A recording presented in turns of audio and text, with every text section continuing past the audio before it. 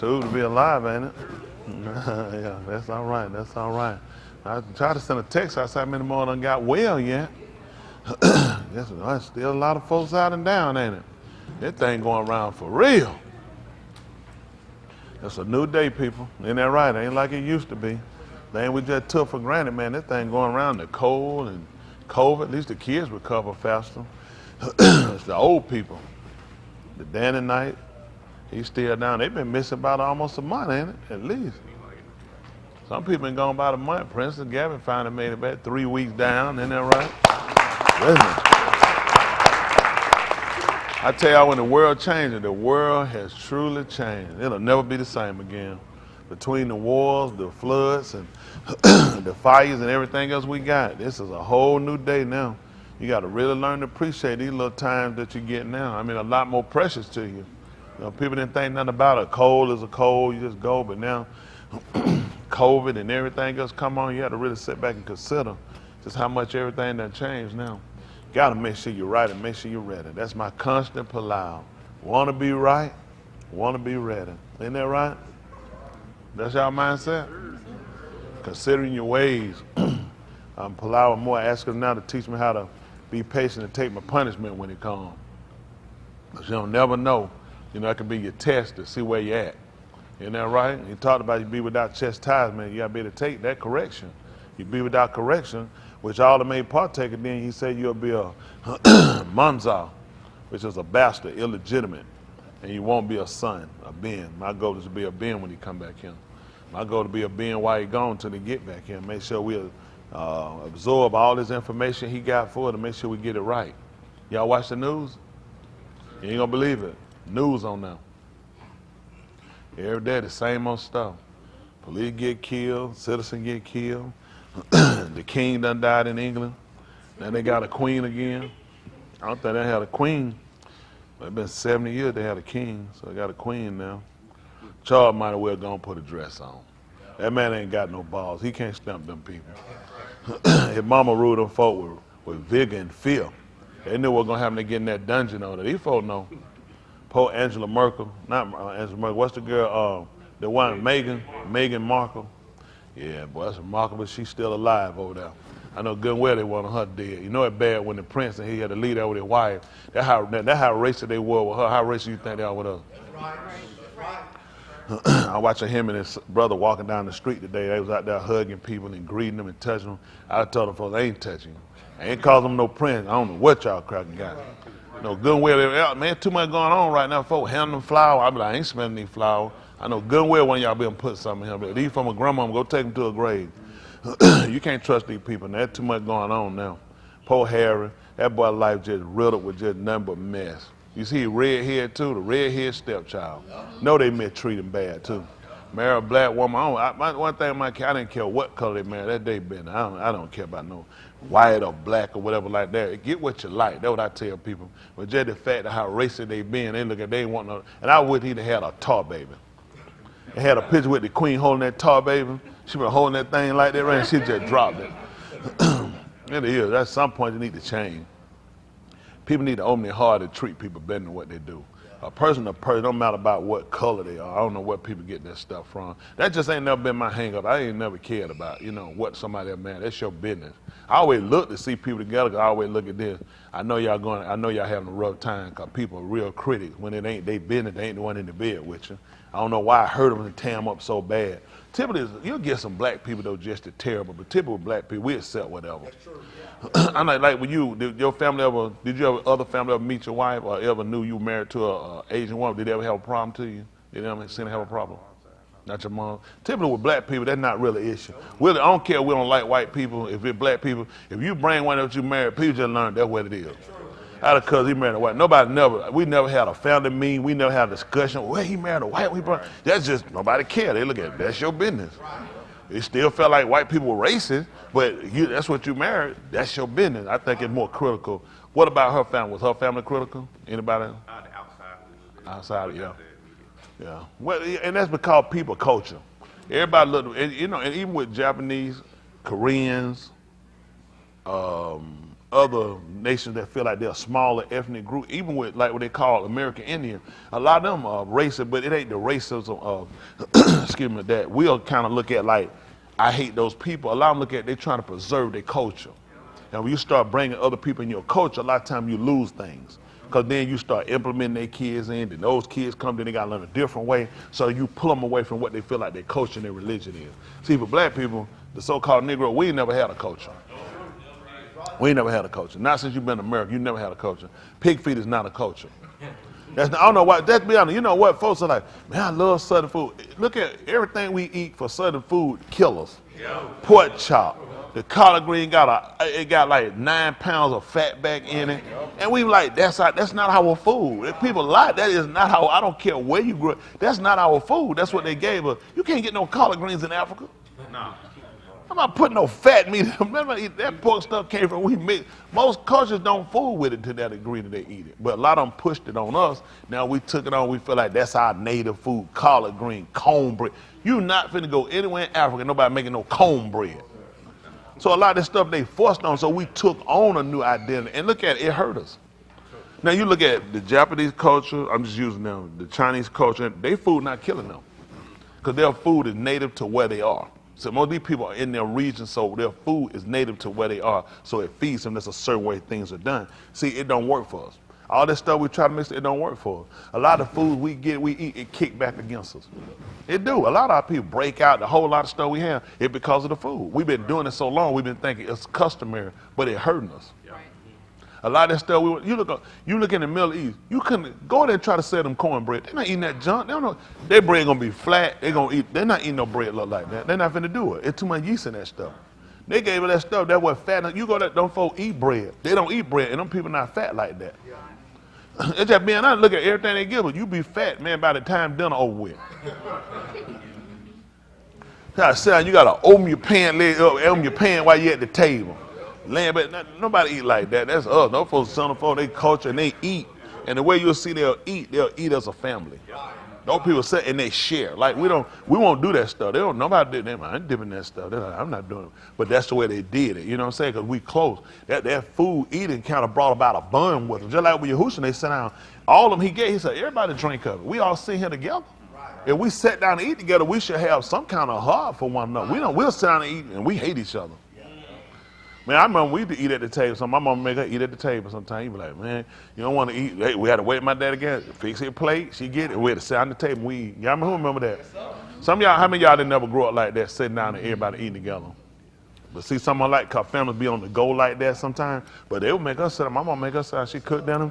We be sitting around trying to fix. She'll sit at the table. You got to sit down. Stuff sitting down. You like, what is she doing? But I sit at the table. Y'all come here and sit down and eat. Had to wait on him to get down. Y'all ain't eating either. My dad popping no door. Everybody done ate. Sitting back and paying. Oh, no. He ready to plate. He getting that fat plate. That thing sitting right there. Everybody know where you sit. Go on and sit that table. You know where you sit. You sit on them side chairs. He got that head seat. He got that fat plate right now. Everybody know where you put it. They don't sit around talking about, well, it don't matter where you sit. A seat is a seat. And a grave is a grave. Everybody knew where it was. Ain't that right now? No, don't do that now. You don't do that. Woman now, she tell you, come get your food. They know that. No.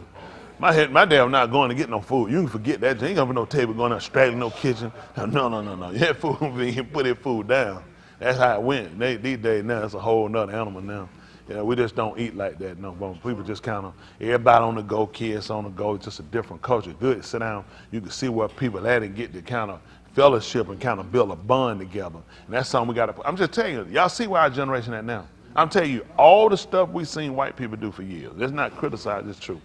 When you seen mass killers, murderers stuff, a lot of that stuff you saw white people doing it. That would be a rarity. You see a black person, like that black boy walk around shooting.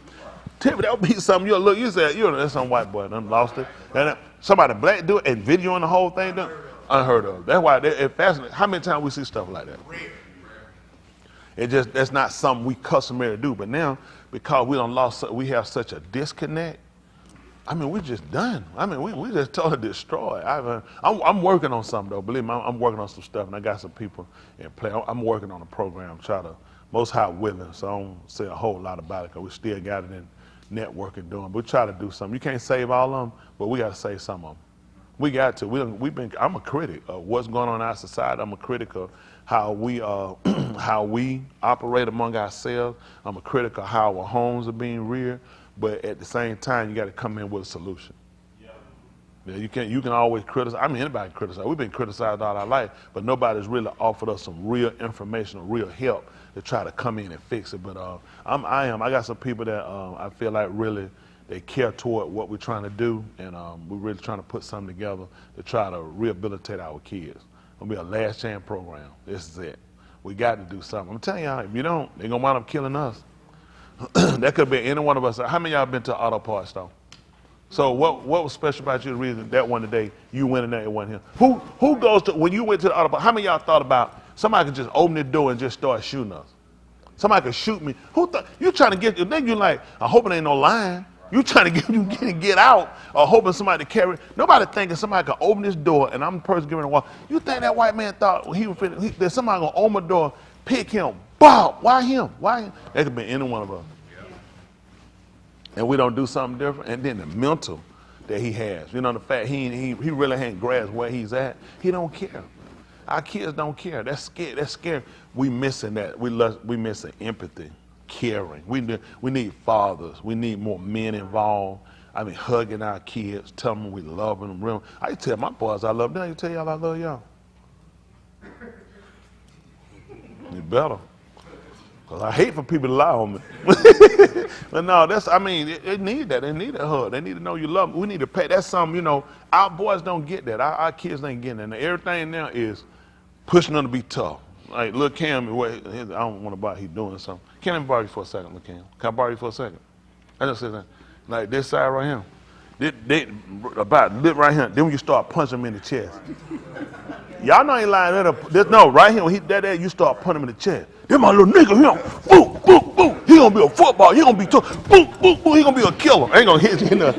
But I'm saying you fine. But you know, that always. I never did that. I never took them. That never crossed my mind to get my kids and punch them in the chest. Man, you knock their heart off. That nigga, you gonna be tough, nigga. Nigga, you gonna be no crap, baby. And a lot of them grow up wind up hating you.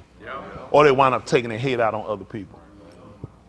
Let a kid be a kid. I let them pick their own way they want to play a sport or whatever. Never push them. You remember, my wife, she pushed baseball. She might do that. But I mean, they've never seen it. I think it's too boring. It's too hot. I hate them metal bleachers. I hate it. And I just hate it. Anything I love, I mean, you pick that for yourself. Anything you want to do. I look there. You ain't dragging my here and jump up later on you by 50 years all that crying. My daddy made me play. Nigga, no, I didn't. You ain't put that stuff on me, nigga. I'll let my daddy dream. Nigga, no, listen, they'll tell I was a proponent. Quick, I tell them joking. I said, listen, anytime you want to quit, I'm busy. I tell them all the time. Anytime you want, all the time, that messed me up. No, you messed me up. Cause I'm out here, ain't want to be out here. If you want to quit, you can quit. I said, I tell you, I let them know. I said, you ain't fulfilling no dream for me. This ain't for me, this for you. I let them know, I'm out here. Listen, anytime they would say, I'm finna quit. I had a car run. Let's go. And you ain't coming back now. I changed my mind. No.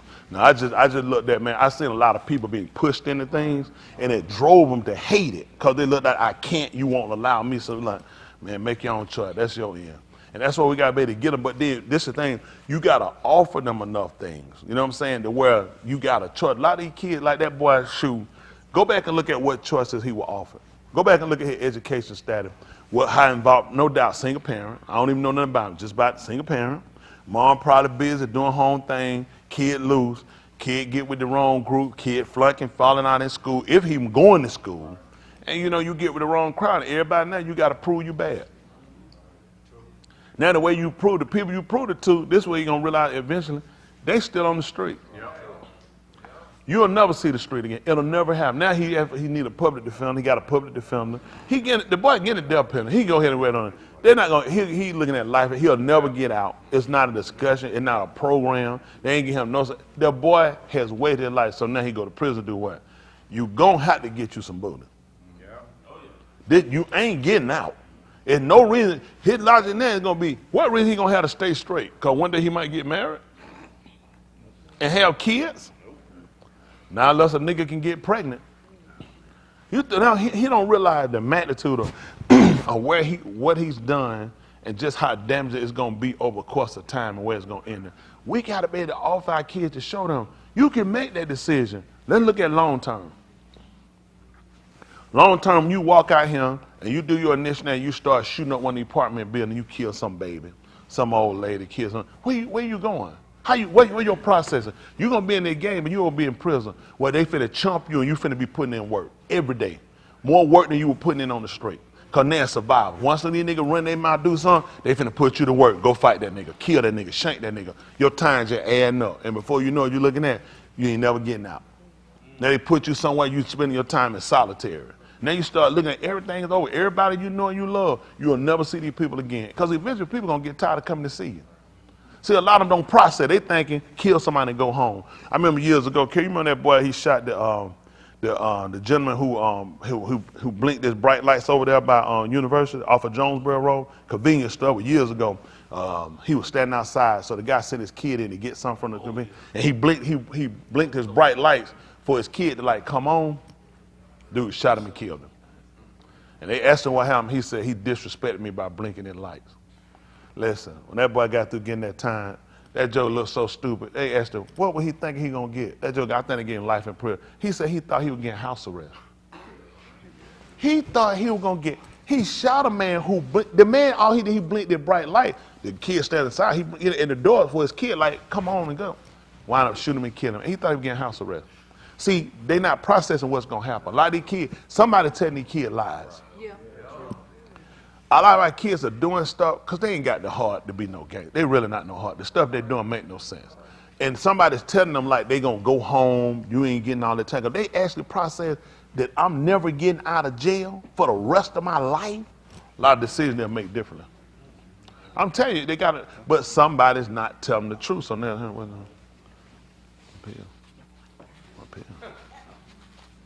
what's that? Take down. Ain't nothing in here. Oh, wait a minute. My wife said take that in. You trust her?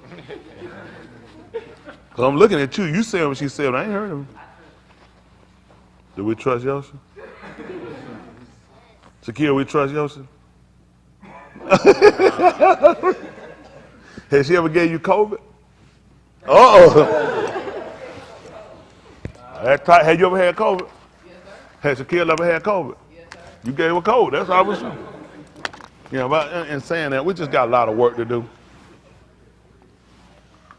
Clean up the neighborhood. Getting our kids back. I'm going to need men, though.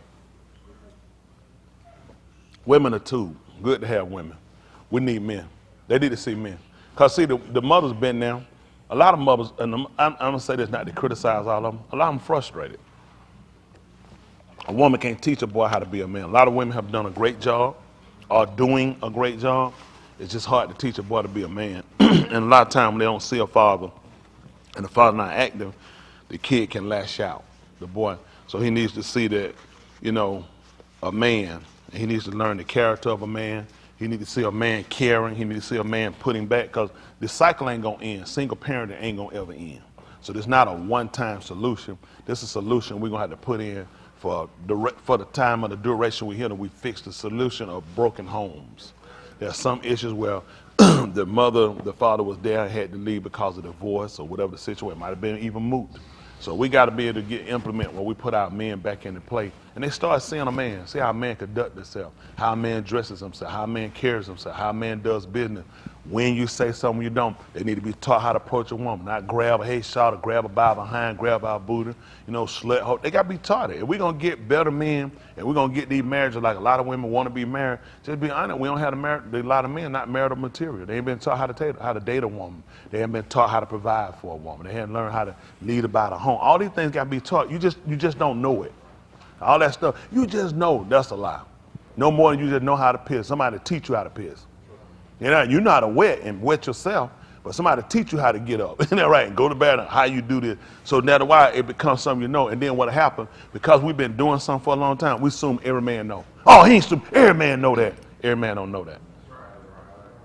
Every man. It's probably no doubt some grown men still sit down and pee. Because nobody, mom and tea, she said, I sit down and pee. So I got a man 40, 50, 70 years old still sitting down and pee. That's just something. If somebody don't break, a woman gonna teach, listen, Women start out good because everybody said they don't teach them. First thing they do, drop your pants way down to his ankle. We don't do that. You see a grown man stand on his pants way down his ankle, take your belt and beat it behind. You too old for that. Especially that stall door sitting old. So come out there, wash your hand like this. Whoop your behind, you freak. But we got to teach them. So the goal is to try to get them together, get men together, men that care, men that understand what we got to do, and we got to teach them their roles. Those of us that say we've accomplished, we understand what the role of a man is. We got to they got to learn hygiene. They got to learn how. A lot of stuff. These kids wake right up, go out the house, ain't washed their face, brush their teeth, ain't even combed their hair. Man, I came up, man, you would have never made it. You showed up at school, you ain't wash your face. Oh my God, listen, let me tell you what you do. You go to the office, tell them to call your parent because you finna transfer. This will never, how remember the day? Man, you can't come at that school. Man, you ain't brush your teeth, you ain't comb your hair. That's just normal. We were coming on, it was about grooming yourself. You had the little night, man, it was like, man, ironing, oh, that was a skill set. My mom, she was through out. Listen, boy, you get that iron, lay on that line. Gotta look good. You can't let anybody look it. It was competition. You know, how many of y'all remember that? It was now these niggas, like, we would come to school, you had to wear something new. You came back to school, boy, first day of school, you had some old clothes. So y'all homeless.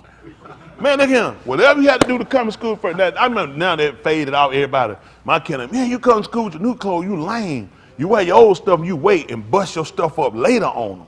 They say, yeah, you come in later, so you don't want to run out. I said, I don't know what this, well, however y'all doing it now, but we were coming along, first day of school, everybody examining. Them shoes got to be white. Gotta walk like this so they know you're going some new white shoes. Y'all said on some new white shoes. You don't know how to say it, but like, oh, you got some new white shoes. You be like, how you can tell? Everything was about fashion. Listen, that barbershop, that Saturday, packed. Loaded, all them heads been tore up for the summer. That man got a chisel and a hammer. So I got to rebuild you a line. That was like, they go to school now, it don't matter. I don't know where it happened. You're a senior. Is it now? Nobody don't care how your hair look. You just come in. They don't care. That's a different animal. I don't know what happened. Man, we can't. You remember that? You don't have your man. Listen here, man. They gonna have to listen. You better check out. You better go to the office. You better get you a pad. Tell the nurse, I'm sick. I gotta go home. Man, you can't. It's a whole nother world now. Don't nobody care. What about for young ladies? Do any of my young ladies in school know? It don't matter how they look. It don't care. Ain't no style no more. Nobody don't care. Was it like that? People carry me. They carry you in school. If a girl carrying her, she look nasty. Nobody saying that. They ain't care. You say something. Goodness, what happened? I guess it's just bad for the boy. They don't care. But anyway, our goal is try to get them and try to work with them and try to rehabilitate. How many of y'all are on board on helping out with them? Yes, sir. I appreciate it. We got to. Listen, if we don't, who's going to do it? You know, we can criticize white people. Again, I use the word cracker. I don't hate white people. I hate wrong people. I hate wrong people. I hate wrong to say it ain't all white people. It's a system. When I'm talking about the white, I'm talking about it's a system that's embarked upon us that's actually hurting us. And it's like, we can't say nothing about it. We got to except then you racist, you prejudice. Then I'm going to be racist, I'm going to be prejudiced. I'm refusing to let somebody do. You know, if you hit me, that means you hate the system. I'm going to hate you every time you hit me. Well, if it's a system that got you doing it, then I'm going to hate the system. Y'all hear me? I'm going to be honest. I'm going to hate the flag. If the flag is, I'm beating you because of the flag. This is what people don't realize. For a lot of times, people of color, we get a bad rap. Because there are a lot of people of color that hate the flag. Rightfully so. Let's be flat, first of all. The flag, it's the fact that when they made the flag, what it stood for, that they claimed for liberty and freedom, the liberty and freedoms were never yours. That's right. So you have to understand, if I'm afflicted by the people that have the flag and it's for liberty and freedom and they have it, I don't have it, don't expect me to like it. That's right. And I don't make no apology. It's flat. Like, what sense does it make me to like anything that works against me? You use that flag to justify what you did to me, because that was what you call the American way. See, a lot of our people have been hated for the wrong reason, or we've been looked upon as demonized. We've been demonized simply because they don't look at him. You gave the flag the bad rep, not us. Did we call this? Did we make that rep? Did we make that flag? You made it, you upheld it, and you still pushing it. So you got to understand, we're going to be in a defense for our freedom, our liberty. And when you throw it in our face and you say, go back where you come from. Oh, y'all get out of here. What do you think I'm looking at? I'm looking at you and that flag. So I don't know why black people are so afraid to speak and be voiceful. They don't have no problem telling where they want you to go.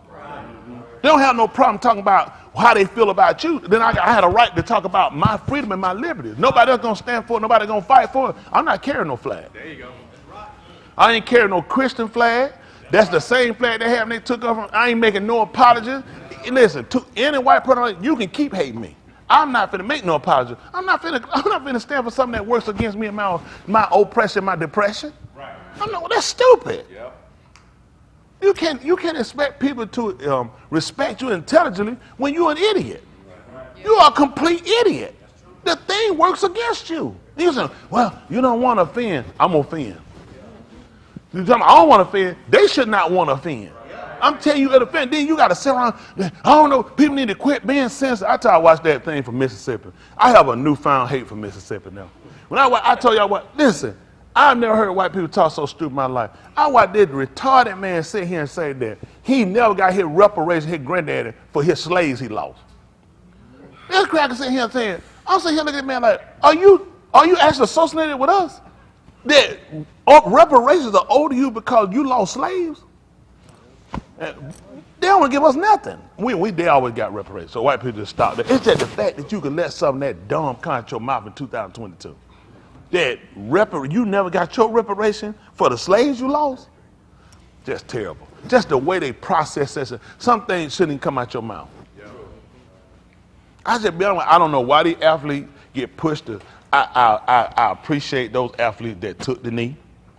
A lot of them names you won't know because a lot of them, they forced them out the league. And the other players that let them leave, I allow that something happen to you in every aspect. Because those people put their careers on the line. And they rightfully did. So I don't blame them. They looked at those people sat there. And you know what made me mad? Niggas. We sat right there and we let them get kicked out. We let them people do. They didn't do that because they wanted more wages. They didn't do that because they weren't starting. Those people looked at, I'm not finna come out here and stand up for this stuff. No answer. These people, y'all just killed a man on the news. And we don't come here for that. We paid our money. See, we want you to play. It's the same slavery mind the Greeks had. It's the same Roman stuff. See, they never broke away from that. They never stopped processing stuff. They feel like regardless of what happened to you, you still obligated to get up and make them laugh. You still obligated to make them happy. And you sit here looking, thinking, listen, they had what, three NBA basketball players got beat up from after a club. You remember that? Snuffleupagus, one of them. 3 NBA basketball players walking their car. These dumb New York police, they talking about the Southern New York just the dumbest anybody you gonna get. They whooped, these guys are walking to their car. Police done stopped them, beat them, broke his leg. This man lost a year playing, whooped them up good. All these players should have stopped playing. Yep. They just show you, see, this is what they do. You got the uniform on, you on the court. White people change when you got their court. Football, listen, once we got their field, this stuff over with. They like the sport. That don't mean it like you. I don't know what these niggas thinking. They like the sport. It ain't got nothing to do with you. You more entertaining out here. But as soon as we got in the parking lot and you take them clothes off and throw that regular shirt on, nigga, you better get out my way, I'll run you over. You're like, I was that guy now. I don't give a damn who you was. They only want you to entertain. The white folk look at it. I got pressure, stress out here. When I come here, I don't hear about y'all nigga problem. I don't care about no Breonna Taylor, whatever her name is, and no Sandra Bland getting hung. I came here for football and baseball. I'm here for basketball, and I want to be able to call you nigga while you run down the court. Utah, every one of them niggas play for Utah. You a retard. I don't care who you a retard. There's no way I'm finna play somewhere. The whole time I'm talking to somebody, you think I'm gonna give him bread? Yeah, when I used to play, they used to call me nigga while I'm playing. Me and this bat finna go in this stand. We're not playing no game. I don't play no game with no white folks. No, I don't play no game like that. Not with no bat in my hand, you ain't finna call me no nigga. The whole time I'm playing, you nigga, go back where you come from. Man, that basketball finna go up in that stand so hard, and I get that ball. Yo, straight crowd up. Now you go to the hospital. I should have broke your teeth out your mouth. That's crazy. Because let me tell you something. It's your right. You sitting here, it's your job. And the fact that these white folks let them keep doing it. Nobody don't stop and say, hey, man, listen, you can't do that, not him. Wait till he get through and go out there on the street and go to his face and tell him that. See, white folks do it in the protection of what? They know they do it if folk to protect the security coming to grab them. Wait till he get through playing. I'm going to take you over there to him and you can tell him what kind of nigga and what his mama look like. You talking about the whole time you playing somebody talking about your mama a ape and screw you and all the whole time you around the court and these dumb bastards cause they want to check so bad they let him take this insult. I won't wear no uniform, it ain't worth it. I don't know where your dignity and your self-respect got. Let me tell you why whites hadn't changed. Because you won't stand for nothing. As long as you getting paid, these niggas will take anything. White people, how much you want to let me call you a nigga? Talk about your mama. Listen, it ain't about the folks say, well, words don't hurt me. It's about your integrity, your self-respect. White people, go tell a white person you're going to pay them and you're going to sit around and call them crackers and stuff. They ain't going to take, they don't care what your money is. We the only people ain't got no self-respect. We got to teach our kids self-respect. Some stuff ain't even worth the time. I lost some money one time. I lost $22,000 the other week. Because a lady said what she wanted to do, and I ain't like it. I told him I want her money. He'll tell you. Then, you remember that deal? Yeah. I want to talk too much on him. Yeah. She told me what she was going to do. I told him, I only want her money. You'll never tell me what to do. I don't let them tell me what to do. You can keep your money. She talking about what she don't have to do. I don't have to do nothing. I said, I don't even want her money. She can keep her money. She ain't gonna tell me what to do.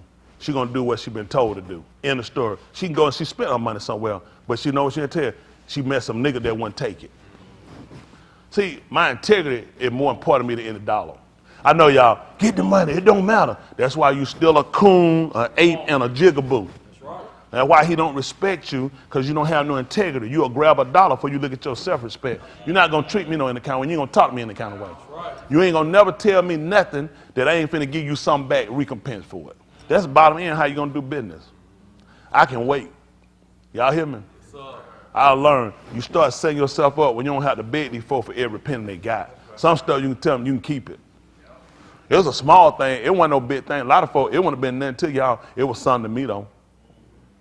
If it's something to me, I just hold to it and say, you know what? I don't need your money. I like every night I tell them, say, listen, you see this? I said, I don't owe nobody nothing. I can do what I want to do. I gotta tell white people that. Just see the eyes. Just see the eyes. Say, that nigga ain't running. I don't crawl up under nothing. I don't beg nothing. I don't kiss nothing. You ain't gonna put nothing in my mouth and you ain't gonna put nothing in my behind. You gonna keep your foot on the ground, and that's how we're gonna do business. I'm gonna be a man before we start. I'm gonna be a man when we finish. I teach my boys the same thing. Every dollar ain't a good dollar. There's a lot of folks, they sell a whole lot more than I got. Because you know what they're doing? They're trying to make a deal. I said, I make sure in that I can live. I can sleep, and I got my integrity. I don't sell my integrity for nobody. Y'all hear them like Scarface told, all I got in this word is my word and my balls. And I don't break them for nobody. That's right. Y'all got it. So I'm going to tell you, when I teach you about being a man, it's your integrity. Always override a dollar. Anybody can have a dollar. Plenty of people got money out here. Let me tell you, one thing you won't get a shortage of people got money. Do what you want to ask these folks. Where your integrity at? I never get questioned about my integrity, because my integrity override any dollar. Y'all hear me? Integrity gonna beat dollars in there. You can get dollars. You know, look at him. What's that boy, the little gay Nas X or something? Look at what he getting money. What he doing? Having sex with the devil. Homosexual. So you can't do that. What is he doing that somebody can't do? It takes more to be a man. They'll pay you to be a faggot. They'll pay you to sit there and make a fool out yourself and degrade yourself. That's why you get the money. That's why you pop. They'll pay you to do that. Why they don't want to pay me to be a man? You know how many more kids he encouraged to look at? You know what? I'll be like, no, that nigga paid. You know, that nigga got plenty of money. Now, when we were coming along, we were judging guys by their talent. You know, not how they money. Now everything, who got the most money, that's the best. These niggas, they don't even look at talent. They look at who got the more money. He made more money. He made more money. Where's your integrity? Even with LeBron James. LeBron James made more money than any guy that made. LeBron James had walked around with a pocketbook. LeBron, let me say this. LeBron, somebody got here. Let me tell you something. Dwayne Wade, Westbrook. Let me tell you the sad part of these guys, though. It is. The sad part of these people, they paid LeBron James to live in a house with his girlfriend And they still made it, though this was an average life for people of color, which really was deplorable for the fact that we lost something. Because, this is what LeBron James don't look at, and not having a father hurt him. His talent alone speaks for him. That's what he lost on the big run. He made the money. He's done that. Make no mistake.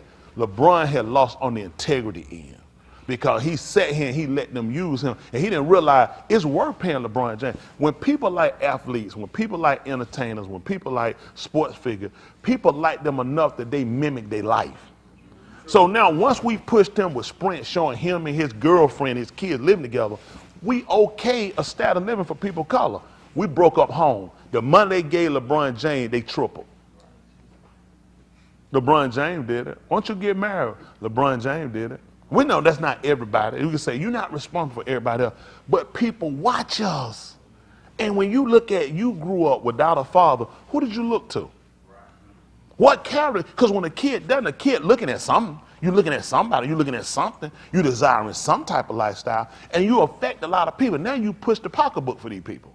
The man purse. You heard us. You know how many guys walk around entertaining? They went got that little man purse put with a dog on him, this sissy dog. And they got one with a bulldog or something on it. Nigga got a poodle pocketbook. They ain't make them nigga know with a Rottweiler head on it. Why? How does a man purse with a poodle head on him? And a little bit of little fluffy tail. But then look at Westbrook. Career just going down the drain. Yep. Then they put the Dwayne Wade, pushing the black fingernail, toenail polish. Then encouraging his son, want to change and be a female. See, they paid these guys to do it because you know what? They hurt their own people. Yep. And what we had to teach them at this point, I got to shun you for the fact you're more damaging than helpful to us. He look at, but let me say something. He don't realize, let me say something. When Magic Johnson played, Magic Johnson push was not by his outside, like what he did on the court. You got his talent sold Magic. Magic talent got him. He was the first player to get a part of a team from his talent. Not from him off the court wearing pocketbooks or whatever he's done, anything else like that. Magic talent alone sold him just like Mike did. They talent, Bird. They talent sold him to everything they got. You got talent and you let them diminish it by you doing stuff off the court that they'll always use to hurt you later. I'm just been, anybody say, listen, I'm not a LeBron James fan, but you can't tell no lie to man. The man gonna be one of the greatest ever played. Yes, sir. But you hurt yourself because of the stuff you got yourself involved with.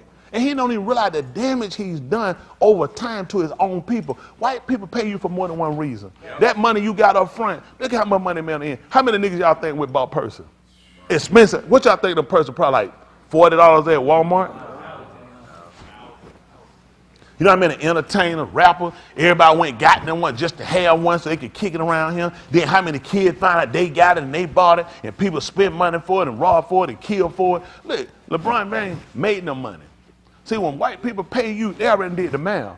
You think it makes sense to pay you $100 million and they ain't gonna make but $100 million? That's stupid. If I paid you 100, I'm gonna make 300. Minimum. See, they don't realize that when they getting their money. Look at how much you pay. Look at this. I'm putting you out here on the court. I'm going to give you $46 million for 2 years. You just one player. I got all these other players to play. I got coaches I got to pay. I got uniform people. I got travel I got to pay. All this I got to pay. How much y'all niggas think y'all making me? I'm probably getting my money back. I'm killing you. What you making me is ridiculous. Why the nigga ain't got a brain in his head yet? All these talented guys, these guys are intelligent. Why they haven't sat down yet and realized, start your own league. Break off and get some of the ownership of this stuff and stop being the fool. LeBron Ball tried to teach him. Yeah. Charles Barkley ran him down. I don't blame him. At his best, he ain't got 2 points. 2 points and listen, more brain than any one of them ever had. Went to Europe, refereed with his clothes on. Got his symbol in the middle of the floor. Took over in Europe. Black man, you hit him out, use his head and win. And they should have been bringing him back saying, they got, listen, suckered us into buying $1,000 shoes. I bought them shoes. I'm still pissed. Well, I'm going to do this because you got to forgive your ox. Or oxen. Akeem. Do they want to repent? That's what I want to know. Hold on. I ain't even said, hold on. Anybody, did I call in? I ain't called in. Well, I forgive you, Lee. I buy my for $1,000. Huh? I buy my today for $1,000. How much are they going for? If How many going for? How many going for? Cash money today. Better. I know there's something going on. He said, man, get him. I said, yeah, give him. He said, man, look at him. He said, man, I'm thinking that, but you finna get paid. I said, yeah. Right, tell me, you bought it with me? I said, nigga, ain't bought no shoe on your $5 foot. Ain't wearing no $1,000 shoe. Man, I'm not wearing no $1,000 shoes out here, no back. Man, I see some woman stops and said, sir, how long you been stupid? I'm not wearing no $1,000 tennis shoes. That's retarded. That's retarded. I'm with the Adidas. I'm trying to stay on the 100. And I was on Adidas 179. No, you ain't doing that. That all day I dream about sex stuff ain't working. I had to dream about some other stuff too. That's how they saw. They said, you know what Adidas stand for? All day I dream about sex. How many of y'all didn't know that? That's what they said now. How many? First they say, man, they say, you wear Adidas. They said, all day you dream about sex. I'm like, how you know that? They like your shoe. Oh, they told them, huh? Yeah. When I was a teenager. But yeah, we got to try to educate our people, be smarter. All these shoes, we got to stop. We can't afford to buy Jordans. We can't afford to spend our money on that stuff. We're too far behind. I'm telling y'all now, we do it, and we comfortably go out and we run and do it. You don't realize, look at where you're at in the long run. Until we can establish ourselves with generational wealth, we have to stay away from things that's harmful to us. Okay, I'm trying to tell you. Now listen, can you keep buying them? Then you don't need to buy them. I'm going to go get me a pair, typically saying that I can't afford to buy a bunch of them. That means leave them alone. Let's establish ourselves, get generational wealth, so when you get things, they don't hurt you. So when you buy and buy like that to please you, it's not smart buys. It's just not smart buy over time. I'm telling you, where we need to be at, we have to get to where we're not just comfortably living. We have to set our kids up comfortable and then set them up for another generation. The only way we're going to change the welfare gap between us and white America, we got to start looking at how we process, how we do stuff. We just getting enough for us. That's just bad processing. That's just a bad way to do things. We got to set things up that we can do well, our kids can do well, and then the generation after them can do well. Because white people don't think about just them. When they set up future. You think when they died, they were looking at, I don't know what my kids going to do. Those slaves fall to my kids. And the plantation. And all whatever left. And that generation. Those people weren't, there were never one generation of slave owners.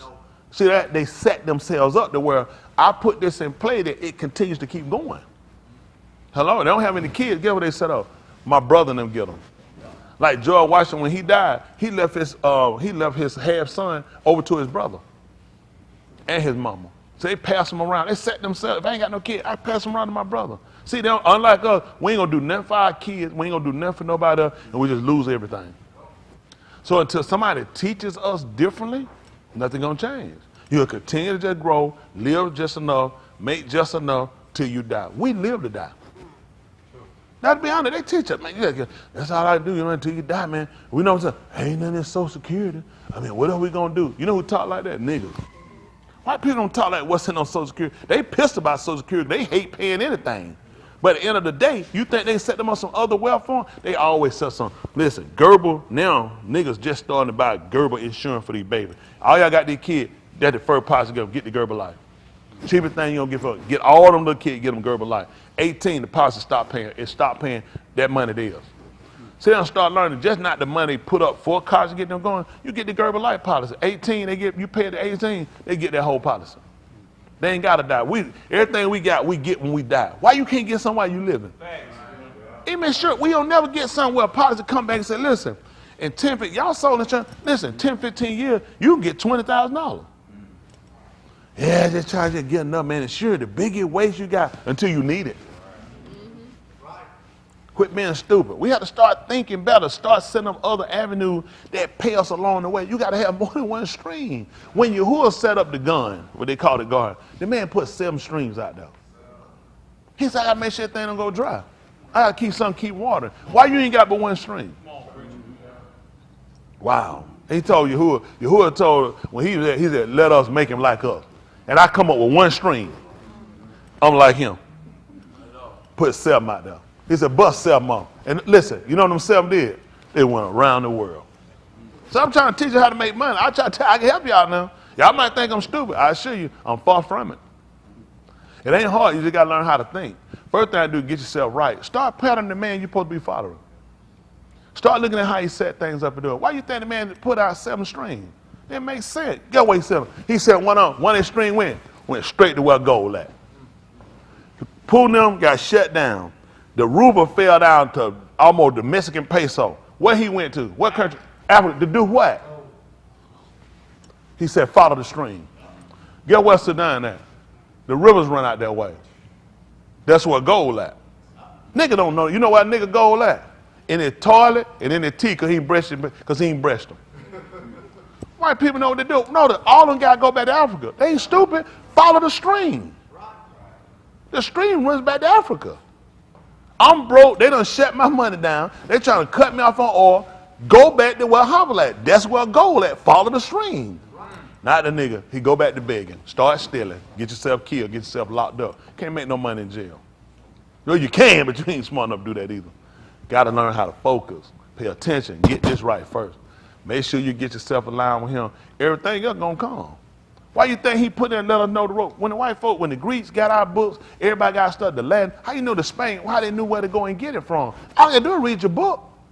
All your information right here in the book, telling you how to live, how to operate, how to maintain, how to do things. Why, even when you go, take a tenth of what you got and put something up. What the purpose of the tithe? Do what now? Meat. So you have something for later. Common saying, okay, the harvest time is the summer, they call it. That's our harvest time. Harvest, over the summer. What come after the summer? What you do in the winter? Nothing. Can't grow nothing in the winter. Nothing that's going to be productive for us in the winter. It doesn't grow. So pretty much you're done. He said, take 10% of what you're taking up. Put that up. Every time you hard, take 10% and put that up. Take that and put it up. After a while, that man say, you know what? That thing will flow over on you. It'll overflow. When everybody's sitting around, they done froze out, they stupid, they straight, you done set yours up.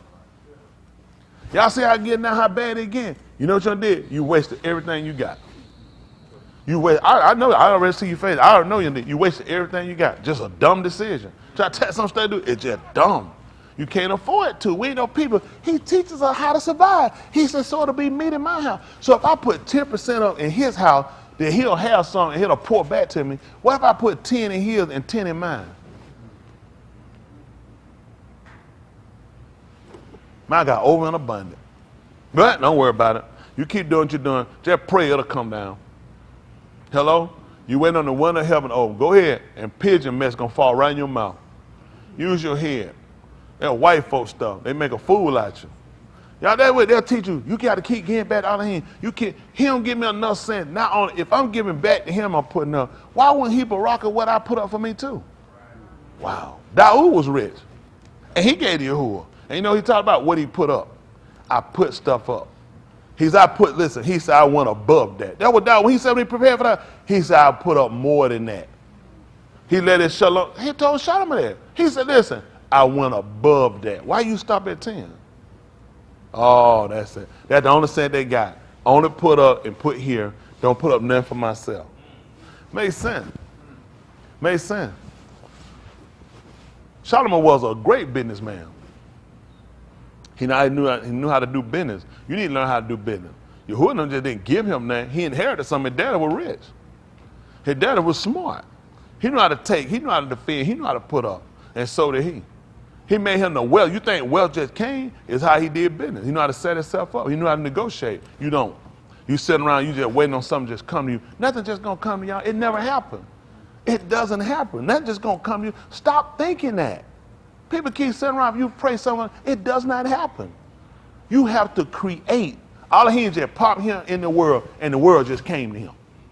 No, as soon as he came here, you know what he did when he came to the planet? Trees start coming out the ground and grass.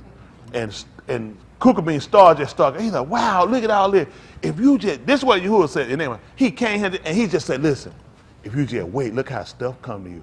You just sit still and let the Lord fight your battles. See, the learning time you make a mess out yourself. That man came here. You know how this stuff got him? That man said, I bara. I create. I make. So if I made a hit image, why am I sitting around waiting on everything to come? Come on, preacher. So I'm just curious. How are we saying, who is that person? Who? Yahushua HaMashiach. And who is Yahushua? He's the Ben, the son of Elohim. So he came on his own. The Father had to make him and send him. And he taught him how to do it. So why are you sitting around there waiting on something to happen? Why don't you give somebody to teach you? I know the man kept telling you, I can't do nothing to myself. Like the man taught me. And I'm sitting around, and you get my prayer, I won't be like him. You been taught?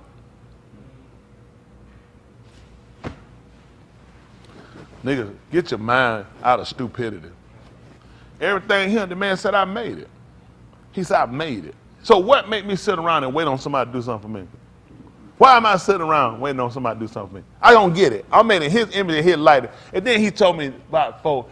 He said, and let folk give him. Let us do what? He said, let him have. He gave him dominion. So when he got it, ain't gonna be some folk gonna fight against it. But he gave it to me. So I'm gonna take it. That's how I'm looking at it. I'm gonna have to take it. Yes, he done gave it to me. Ain't that right? He said, let him have it. That's here, let him have it. Then you got to know what to do with it. Yahuwah, so when I came here, I put this thing together. I'm giving you an opportunity. Folks forget, everything that was bara that was made was in the gun. Isn't that right? It was in the gun. Because when Adam would put out the gun, it was, I'm trying to think, trees, prosperity, thorns and thistles. Who built that up? I gave it to him. I taught him how to do it. I showed the boy how to do everything. He should have known what to do with it. When he got up, man, ain't nothing out here. Hold on for a minute. He showed me how to make stuff. He showed me how to put stuff together. Otherwise, we'll be out here in thorns and thistles. I'm trying to tell you, he showed, it don't make sense. I had to show it to him. He showed him everything. This how I did it. So ain't no use of getting out there. You done got out here and you done failed. You made a mess. Now start doing what I taught you to do. Do what I taught you to do. Yahushua got out here, he just did what the Abba taught him to do. Okay? I don't know what the people doing. I don't know. Why y'all keep waiting on these folks to do something? Why y'all keep wanting these people to sign off on something you to do? At some point, if you made him image, understand who you are, you're supposed to be able to bara. Yes, I create. I create. All right, don't worry about it. Don't worry about it. Wait on white people. White people make. White people create. So they took it away from you. They took away your ability. They took away your thinking. They took away your idea. All your visions are white. Everything you want to do is white. Because white people do it. You don't have no real rationale when you're doing it. You want to do it because white people do it. You got to create your own way, make your own way. You got to start thinking different. Everything these people do, we can do it. All they do is collaborate. That's man. You know, when you learn about collaboration, and later on you start seeing famous artists come and do something. You're saying, okay, that's a collab. They look at my y'all can say, hey, you can sing too. How about me and you do something? How about who else? Rick James, Tina Marie. And a lot of folk came out. What's that boy? Marvin Gaye and Tammy Terrell. So they folk got together. You like that? And you know they told you, ain't nothing like the real thing, baby. Ain't nothing. When they got to say, they would let you know off the real. Ain't nothing like the real thing. And people got together, learn their create. Let's collab. Let's do something together. Prince and Sheila E. People got together, collab. These folks realize, and don't think, and it's popular. People buying it, like, wow, both of those are my favorites. They start looking at that, how we can sell. They're like, I can sell if I do it, but I know people like you, people like me. How about we collab? Wow.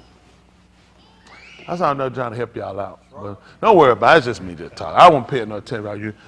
Broke people like me always talk like that. They don't have nothing else to do. They just be talking and just be making people think something. I'm telling y'all, you can't be stupid all your life now.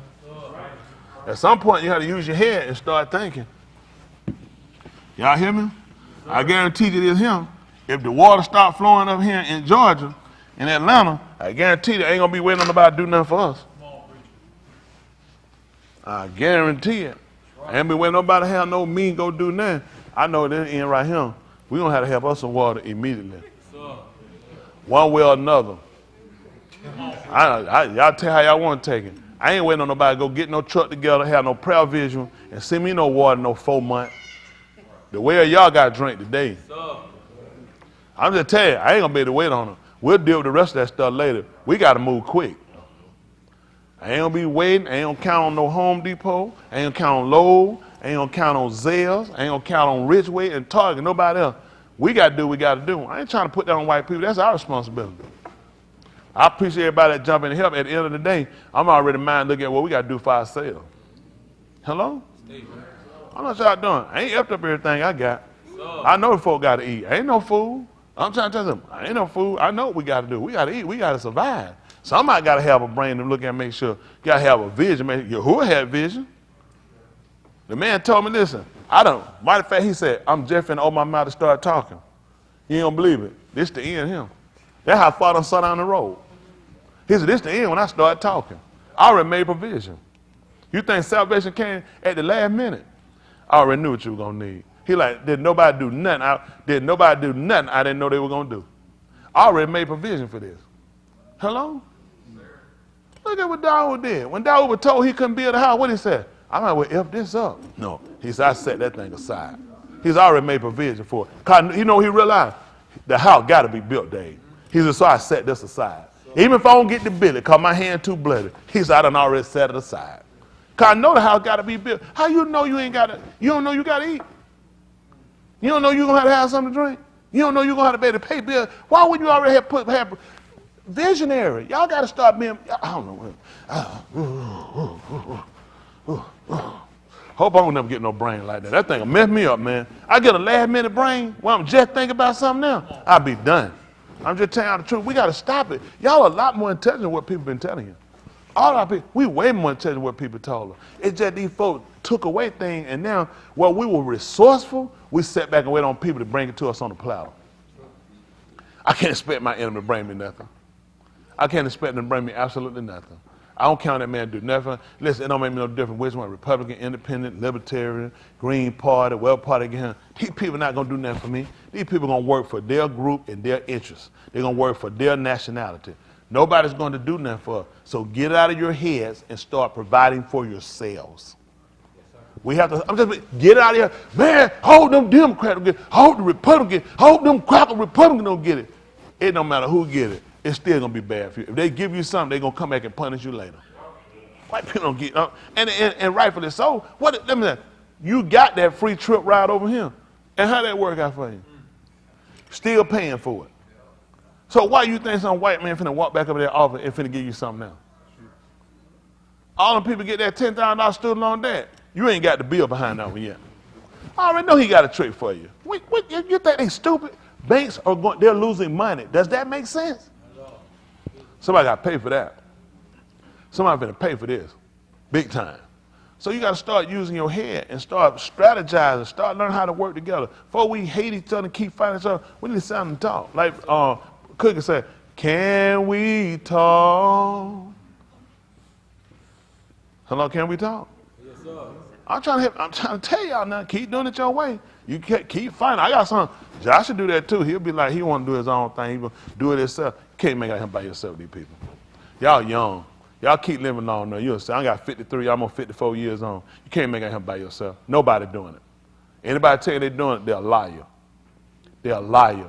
Nobody out here doing it by themselves. Everybody collabing. Everybody working. Right. They just don't tell you that because they know you're a strategist. Go ahead and tell me something. You know a lot of people. Who you out here doing it by themselves? Don't need nobody. Just tell me. I'll take it. I'll take correction by it. Who you know out here doing it by themselves? Nobody else, just them. Who you know out here by themselves doing it? I don't know why these folks believe no foolishness like that. Nobody don't do no stuff like that. That stuff, man, that stuff old gun. White folks, listen, it make no sense. They ain't come over here by themselves. They tell you Christopher Columbus, he came and discovered America by himself. Man, you got a ship. Who else on that? Other folks, a nigga navigated. That's right. So it ain't important. See, when they get themselves the roll up, they done something. That's what you think. They get Edison a light bulb. A nigga the one gave longevity to it. All he can do is just, how that help you?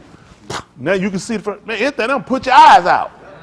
They just made it work when something just flash like that. You like, woo, a flash. Nigga looked at that thing and said, it need to stay on longer than that. Who they get the credit to the light bulb to? That's how they do you every time. Every time. So they try to always make you like white people can do stuff by themselves. White people ain't stupid. They don't do stuff by themselves. They get help. They niggas, we so prideful and we thinking we know something because they don't tell you everything. We going to do it by ourselves.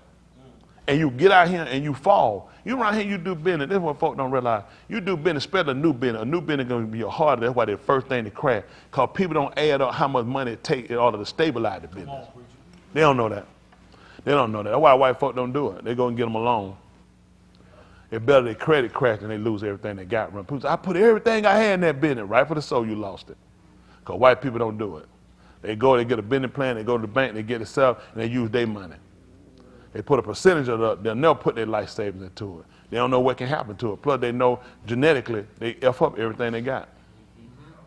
The nigga take everything he got, put it behind it, and he lose it. Now he ain't got nothing. Now he don't want to hear the word business. He don't want to hear self-now. He ready to go back and be a slave. Because that's what they teach us. I tell you, you got to get people back. You got to get people can help you out when things happen. People don't be stupid. They ain't people try to do the pride stuff. Don't do it. I did a lot of stuff on my own. Remember what I tell you? We had so many business. Woo! We spent a lot of money out here fighting, trying to do it and carry it by ourselves. It's hard. You need help. You need help. You need backing. These people do it. Y'all keep these little dreams you got, and that's why they're your dreams. Go back to sleep. Because you got here, you do reality, and you start putting together, you're going to see, man, most of y'all business plan, you ain't even got a plan. It don't make sense. You know what you're supposed to do? You take a business plan. How many of y'all know about writing and putting a business plan together? Good, because I ain't never did it. I got everything right here. I tell you, I got it written right. I ain't telling no lie. I ain't never wrote it right here. That's what they told you, ain't it? I know. They seen them coming. They like them niggas mess up paper, construction paper. That's a bunch. You might well get crayon and a book and start writing. I had all my plans right here. I say, yep, I can do that. And I'm going to do it. That time, now I'm going to do it. I set my mind. I said, yep, that's what I'm going to do. I put in the head and I do like the man said, count up the cost. Right here. I said, yep, I can do that. And you know what I always put in guy? I got an exit plan. If I go in, I got to have an exit. These niggas, you know what you do? You don't win in a shotgun house. You can't come back out that door. When the four fall in that door, where you going at now? Can't go. You're in a shotgun house. That's it. You got one door. You're done. Get an exit plan. Got to have an exit plan. Worst case scenario, what you do? How you get out? Oh, get out. Ain't I know. That's it. That was Yahuwah. They had an exit plan. Y'all don't think he had an exit plan? He built the gun and put Adam in there. And you didn't believe it. He had an exit plan too. You got to go. You got an exit plan. As soon as they screw up, I got an exit plan. I'm going to get you out of here. Oh, they thinking now. Why? He said, well, I ain't got nowhere to go. I ain't think no farther than this. He's just stuck right here. No, got an exit plan. And you ain't coming back. We done with that one. Scrap that whole little model. Hello? Yes, sir.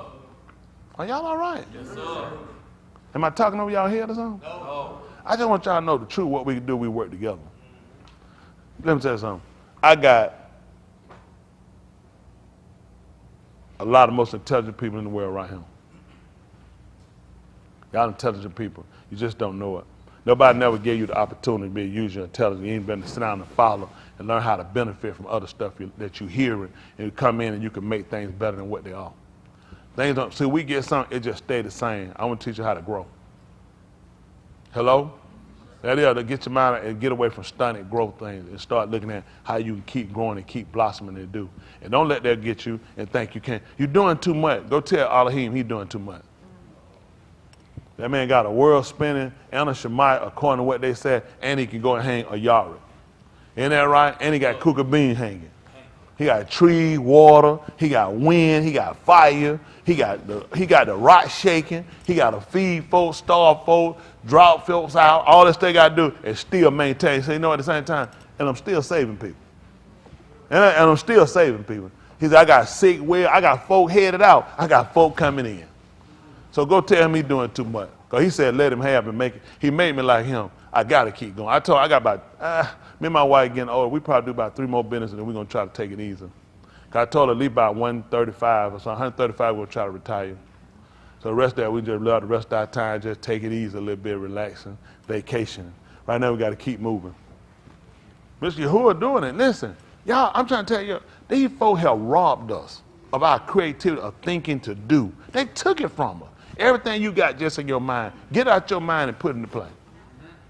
You know, I got a lot of things in my mind. Take out your mind and see how it really looks. You'll be surprised. It's like, I've been thinking on some things. Put it down and let us see it. When Yahuwah thought on some things, he let us see it. Everything he was thinking about, he let us see it. Why everything you thinking we can't see it?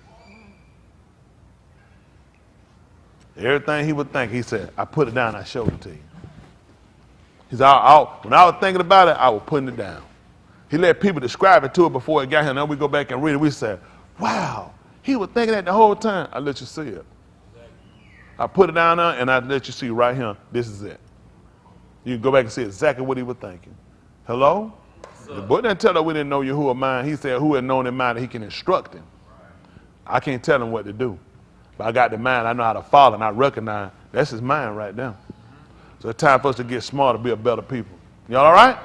All right, we're going to try to move forward and see what does say Mr. Yahuwah. I heard one of the kids say, that man need to go on preach now. All this business talk killing me.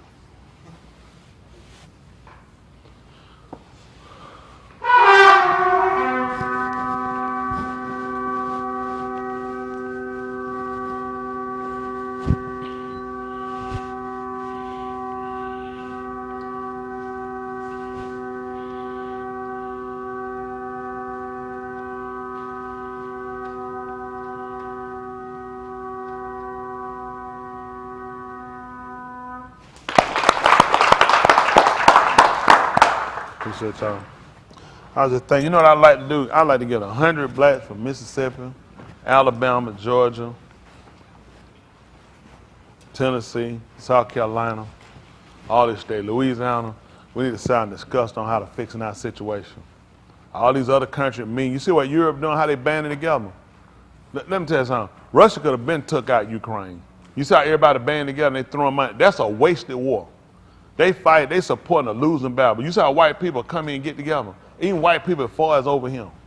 Look how they work to help each other and make Ukraine look like they're winning. Look at that. Look how they're doing. White people will go invest in country and they pull money from us to make us support just to make it look like they're winning. Yeah. Russia, they got China, they got India, all in collapse. None of these guys are fighting by themselves. That's right. Man, Russia I don't know why you talking about Russia. Russia is getting weapons they got back, going to India, they're going to North Korea. You know, they sold weapons to North Korea before. They're going to North Korea, say, you mind about getting them back from brother. Can a brother hold something? All these countries are helping them. So all these countries, look, they say Russia, Ukraine fighting. Stop being stupid. You have all of Europe, you have North Korea and China, you have India, you have Iran, you have the United States fighting, but white people, look how they make it look. The Russian-Ukraine war. Why are you being affected if it's the Russian-Ukraine war? White people always make themselves look better. And then they'll come out with Rocket 19.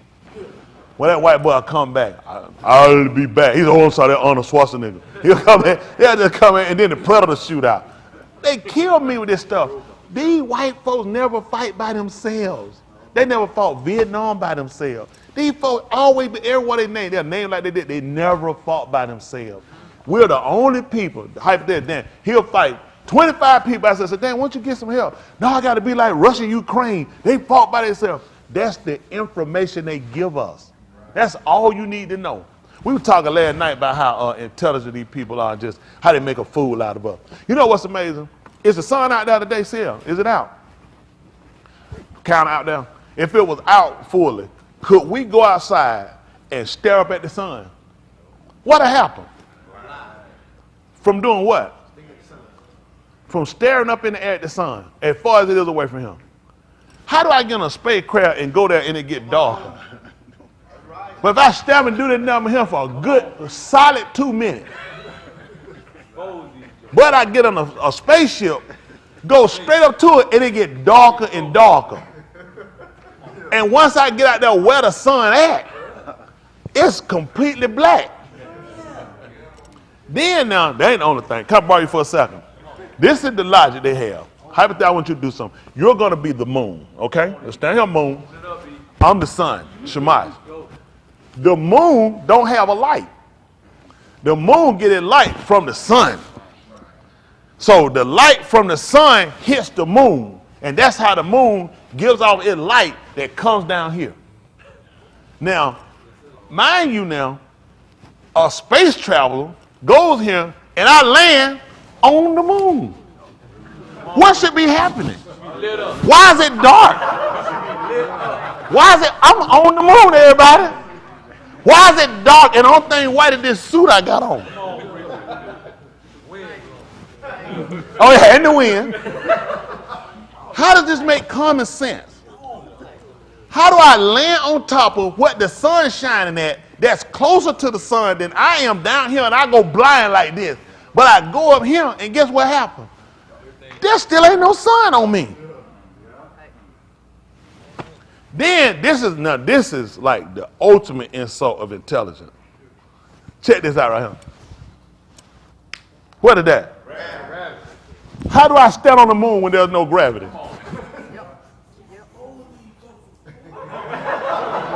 How do they, let me get it straight. What they claim to put is called gravity. How am I standing on the moon?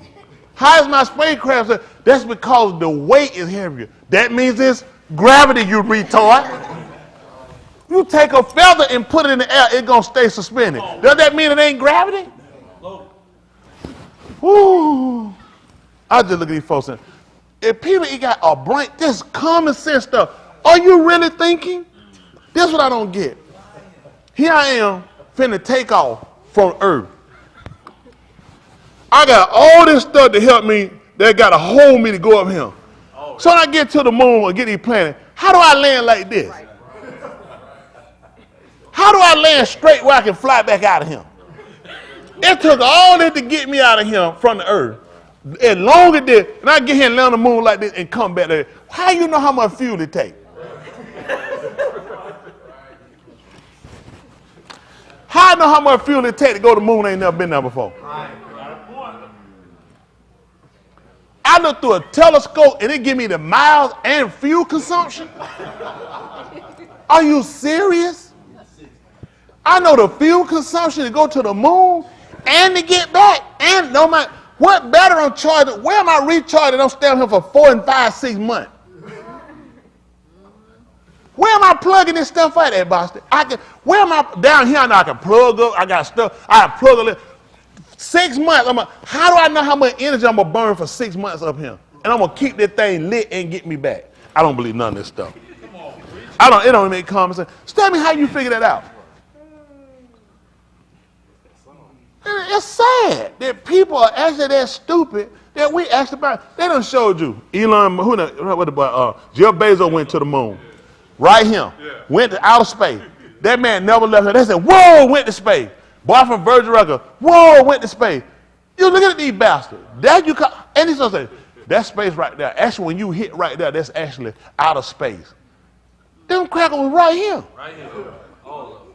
How you grading that in outer space when they were right here? You claim, well, you went it with dark. What it was still light.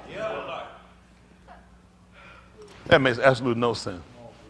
I don't believe nothing these folks say. I'm sitting out here right where the sun is about, I don't go blind. And it's dark. Don't you know they claim that the cougar beans actually put out more light than the Shamash, which is the sun. How many stars up that day? How I go up here, it ain't just so bright, everything just blow up and burn up. I can see the light from here. Surely it's more illuminated when I get outside the planet. And it's billions of them. And I got a Shema, and I got a Yara that's got the reflection of the sun hitting off of it that I can see down here. They can put light on the ground at night. Yeah. But I go out here and it's still dark. Do that make common sense to y'all?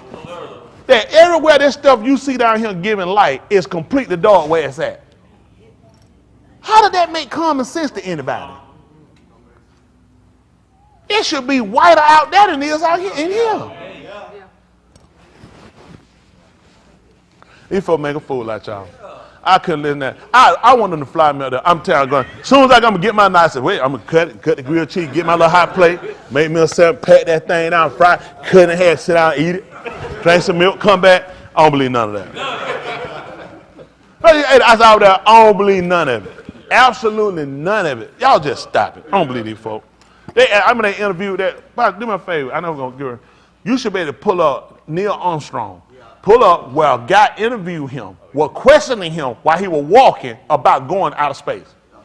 I want you to hear what he got questioned on it. How many of y'all ain't seen it? How about that? Don't let me talk then.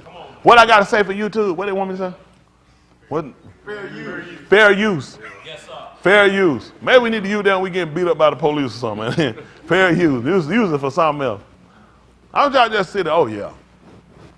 I don't think it's an interview. No, this guy walking, he questioning, he was not answering about him going to the moon. Should have shot him walking. I think you put it as an interview. It won't come as an interview. I like just a touch of that air. Chris, stop it. It's colder than him.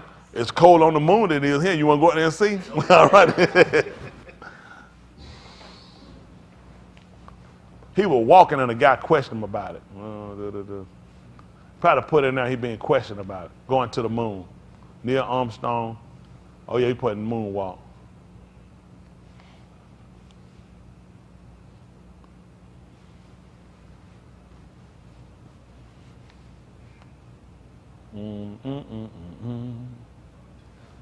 They probably took it down. Yeah. You put moon, just take the moonwalk, probably going to the moon. He was questioned about going to the moon.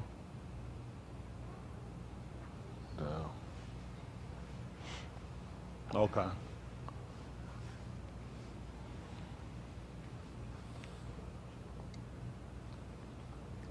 I just want y'all to say it for yourself.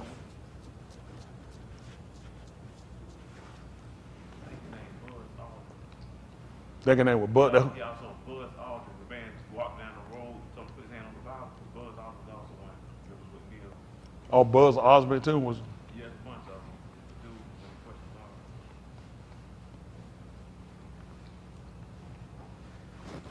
are. Okay. Did somebody find what it was? You think you found it?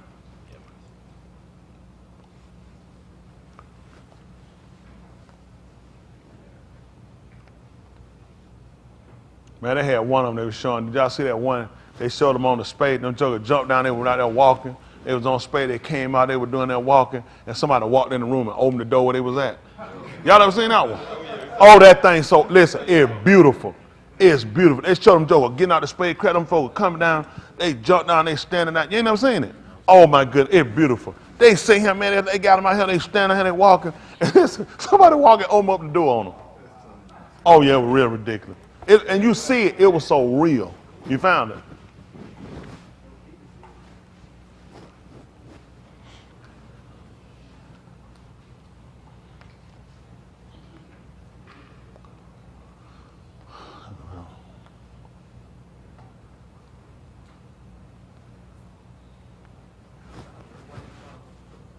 You just watched it a week ago? Yeah, I was just watching that. Oh yeah, they don't know.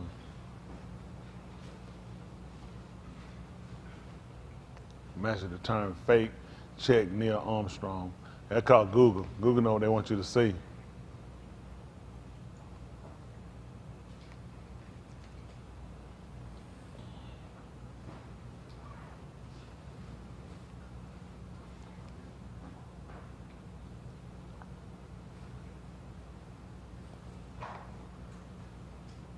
Who that boy married to Demi Moore? He probably went to the moon too, didn't it?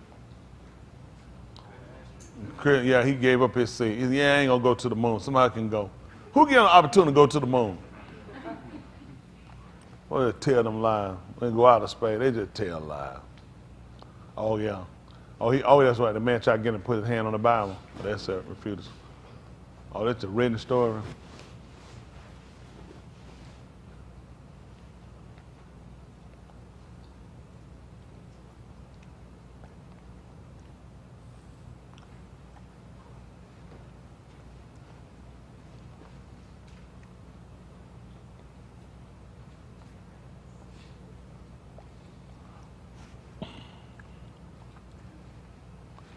Oh, that's one. They got the story written. They should show the moon. Y'all saw that they were saying how he refused to swear on the Bible. Hold on, you trying to get it off. You gotta give me volume. You get ready to hit the light for him.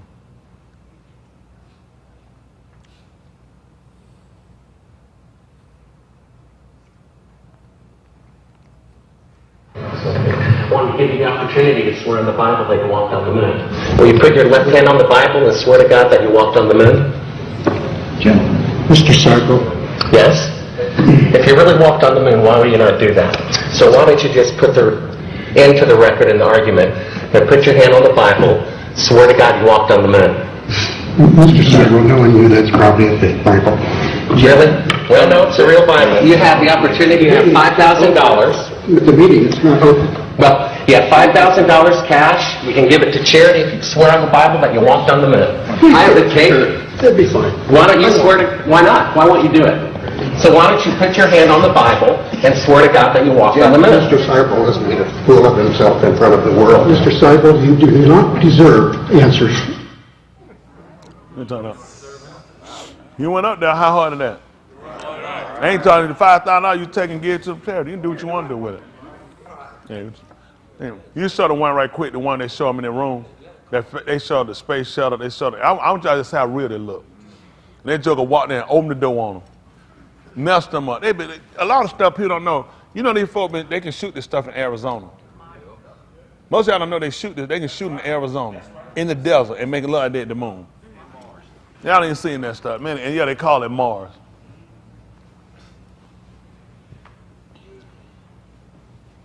Oh, there you go, one. Let's say this it.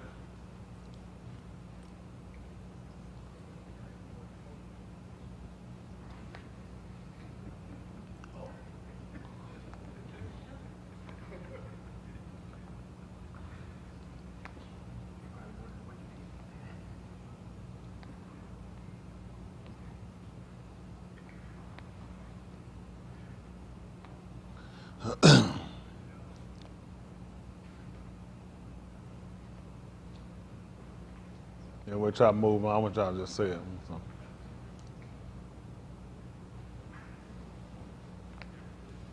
That's good. What do you have to say? What do you have to say for YouTube? I won't hold them all day. They'll look for it. They'll get it. Maybe by the time I'm going to finish, y'all have it. We'll let y'all look. I just want to just see how retarded this stuff is. At the end of the day, and see, the only way to get people to believe the truth is you got to expose these lies. Yeah. And that's the part that done made a mess out of us. We've been taught so much incorrect information that when somebody come on and tell the truth, now everything become questionable. And I don't mind people questioning the word because it's there for you to look and it stands on its own. It don't need me to prove it. It proves itself. You can look at the things around that he spake about in time past and see the very same things are happening today. The stuff that they told you about are things that they fictionalized, they created, and all they lied being exposed, yet people still believe them. The Constitution, the amendments, none of it ever works for you. None of it included you. It was for white people. All the stuff they tell you they included to try to make it for you, they didn't. They included for white people. You still don't have a permanent right to vote. These are things that should bother you. You call yourself an American citizen, you getting charged taxes and everything else, yet people that come here that are aliens, they don't have to pay taxes because they're not citizens. You're not either. You're a victim of America. Until you recognize that, you're never going to get yourself delivered. No more than we were Mizraim when we came out of Mizraim. No. We went down in there and they evilly entreated. They never referred to themselves as Mizraims. Never. Yet they were there for 400 years. That's right. So you could be here in America for 400 years and still not be an American. That's right. How many of them came out and said they were Mizraims? None of them. Not one of them. We never came out and said we were Mizraim. They held to their identity of who they were. Your captivity does not change who you are. The problem is you've never been given identity. We came out from the Mizraims. And just like here, we had to come out from them. You've been demonized, you've been hated, and you've been mistreated, and you won't recognize it. Anytime somebody tell you truth, you'll fight the person that gives you truth. That's your deliverance. Yahushua declared that you were going to know the Amat, and the Amat was going to make you free. And once we learn we are not homegrown slaves, we were put in this derision for a reason. Now it's time for us to get out of it. All right, this is Romans 15:4. Listen. For whatever Nikatah before. For whatever was written before. Nikatah for our was love. only written to teach us. That we through endurance. That through endurance. And the Nakum of the Ketubim. What happened? Might have Tikva. That's what I'm talking about. Give me 6:44. Right quick. Your Ukanah. Let's get a basis for what we're doing. There's something you haven't heard before on this end.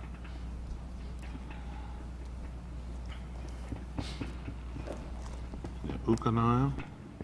They call it John.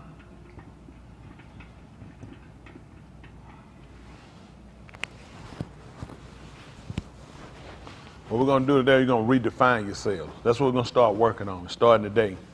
Like Hay would say, change start today. Start redefining yourself. Whatever you've been told about yourself, whatever you've been believing about yourself, we're going to change that. You're going to change that by going back and sourcing the correct information about yourself. So you get a different outlook and a different outcome of what you're trying to achieve. The reason why you really don't achieve a lot for people of color is because you aim low. They never gave you anything to teach you how to aim. They never taught us how to aspire for things great. They didn't. The only way we ever seen ourselves coming out of something, I remember as a little kid, I wanted to be a movie star, I want to be a singer or a famous athlete. We felt that's the only way we escape. Very few of them look at escaping any other way. You know all these billionaires in the world, you know what? You go give Bill Gates a football or basketball or baseball or hockey or any of that junk, he couldn't play it.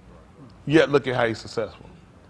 White people don't feel like they have to make sports in order for them to be successful. We the only people think we got to be able to sing, we got to be able to dance, we got to be able to rap. And so if I can't rap, I can't dance, I can't catch a football or shoot a basketball, then I'm stuck. I just got to get a job. That's typically how everybody look at it. They put our whole hope on getting out one person, and that's why a lot of our athletes wind up crashing. We put the whole deliverance of the whole family on one person shooting the ball, batting.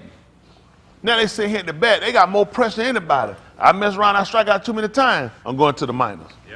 I mess around, miss too many baskets, too many people getting around me, I'm going to the bench. I'm getting cut. I drop too many balls, or I don't complete enough passes, or I don't stop enough tackles, I'm getting cut. So the pressure is on us to believe that the only way we can make it out is sing, dance, rap, catch, throw, swing. I come to say that ain't our only way out. How they got a Mizraim? That's right. We had a deliverer, a Yasha. And that's what we're looking at. Let's look at this. This is 6:44. Listen. No ish can come to me, No man can come to me, except the Abba which has sent me draw him, which is a track. and I will cum him up at the last yom. Listen. It is Katab in the Nabaim, So it's written in the Nabaim. and they shall be all taught of Elohim. How? Every ish therefore that hath Shama and hath Lamed of the Abba But, cometh unto me. Not and heard of the Father coming unto me, heard of the Father and had learned coming to me. All right, I like that. Let's look at something. See that all our hot Dabarim, the 4th chapter. They call it Deuteronomy. All aha, which means these are the words. All aha, Dabarim, chapter 4. I think 15 what I want. Let me see what 1 say. 15 what I want though. We'll read down from there, from 15. Let's see what that say. Listen. Now therefore, Shama, O Yasharal, unto the statues and unto the mashpat which I lamed you for So- to do them, so- that ye may I'm sorry, did you do what happened? that ye may kai and go in and possess the arats which Yahuwah Elohim of your aboth giveth you. Now, I'm from the Greek side. Ordinance and judgment. Come down a little bit, please. Okay. And now, Yasharal, which means he that ruled as Elohim. Understand what your name means. That's what Yasharal means. He that ruled as Elohim. That's what he want. That's what we want now. He want him to Shama, hear with the intent to do what he needs to hear. The ordinances and the mashpat, the judgment. All that, who? Do what? I teach, Lamed, show you, teach you, and instruct you this yum to do, that ye may kai and be multiplied, and that ye may go in and inherit the land, the arats, which the Yahuwah Elohim of your Abba, fathers, gives you. The key you want to look at, the first thing he wanted to do was to hear the ordinance and the judgment, that he do what? Lamed you. So when we read it was in the Nabaim that they should all be taught of Elohim. Why you believed it? Who was teaching them? That's what he told them. It made sense. So now we're trying to get you into life. So you had to be, he wanted them to hear first. And then we talk about hearing with the intent to do. A lot of us, the average person will say they want to be saved and want to be delivered, but people don't actually hear with that intent. People hear where they get, where they listen for that out, or listen where they can get that, where I can get the riches, or where I can get these other little different little, we call little nuggets. All those little things are there aren't things you can keep forever. Life is what we have to obtain first. Kai, Alam, eternal life. See, people that want to live is who he's trying to desire for. He didn't call people that want to be rich. He didn't call people who want their own business. He didn't call people who want to be married. He didn't call people who want to have a child. He called people that wanted life. Because in order to have life, it consists of certain things. Y'all know it? It consists of eating and drinking. It consists of having well health. And all these are contingent upon he showed us by keeping my ordinances, by keeping my mashpots. This is how you're going to keep life. And when you don't do it, you'll surely die. Every one of us, death is imminent when we don't do what he tells us. So he told Yasharal to hear, he that rules like Elohim. Y'all got it. See, if you took on the name and the characteristics of your name, you will be a lot better people. Even with Yehuda, the reason you take it on, celebrate. That's what your name means. You celebrate. You will celebrate it. Hello? Let's see what you got right quick. Pick me up the 49th chapter of the book of Bar Rashid. You right there with me?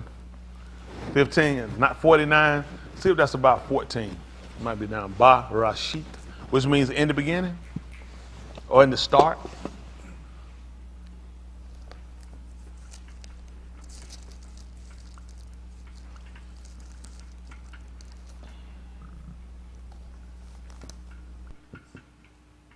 That might be 12.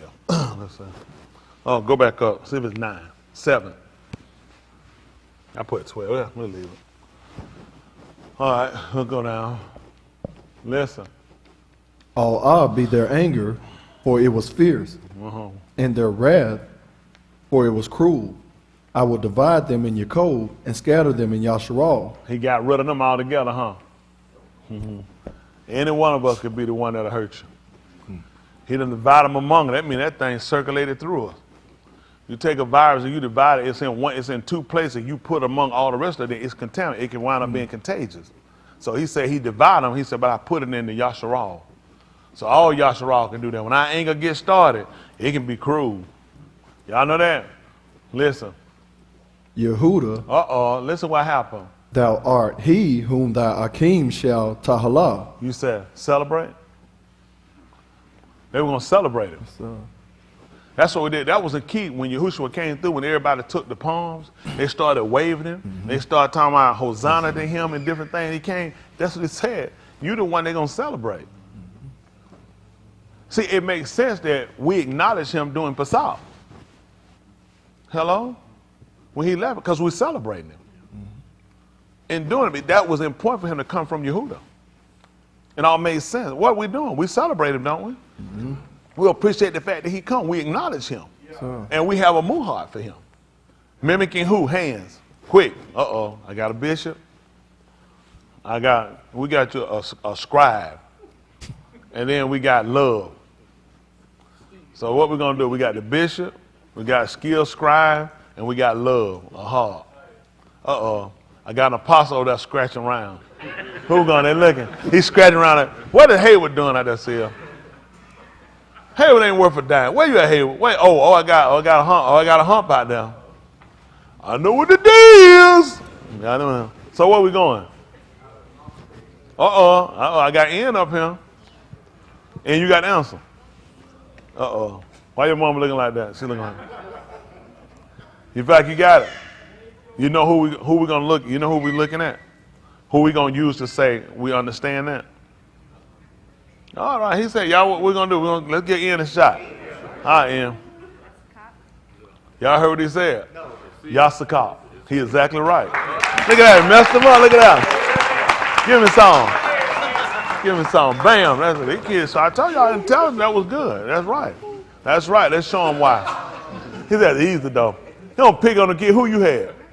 Yeah, right. You don't heard this right now. Yeah. Let's see. Pick him up right. Let's see that 21, 22. Barashit 22 and about 5. Let's see.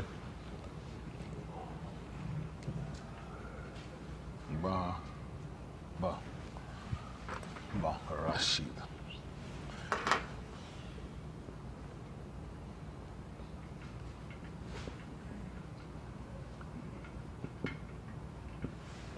Let's see.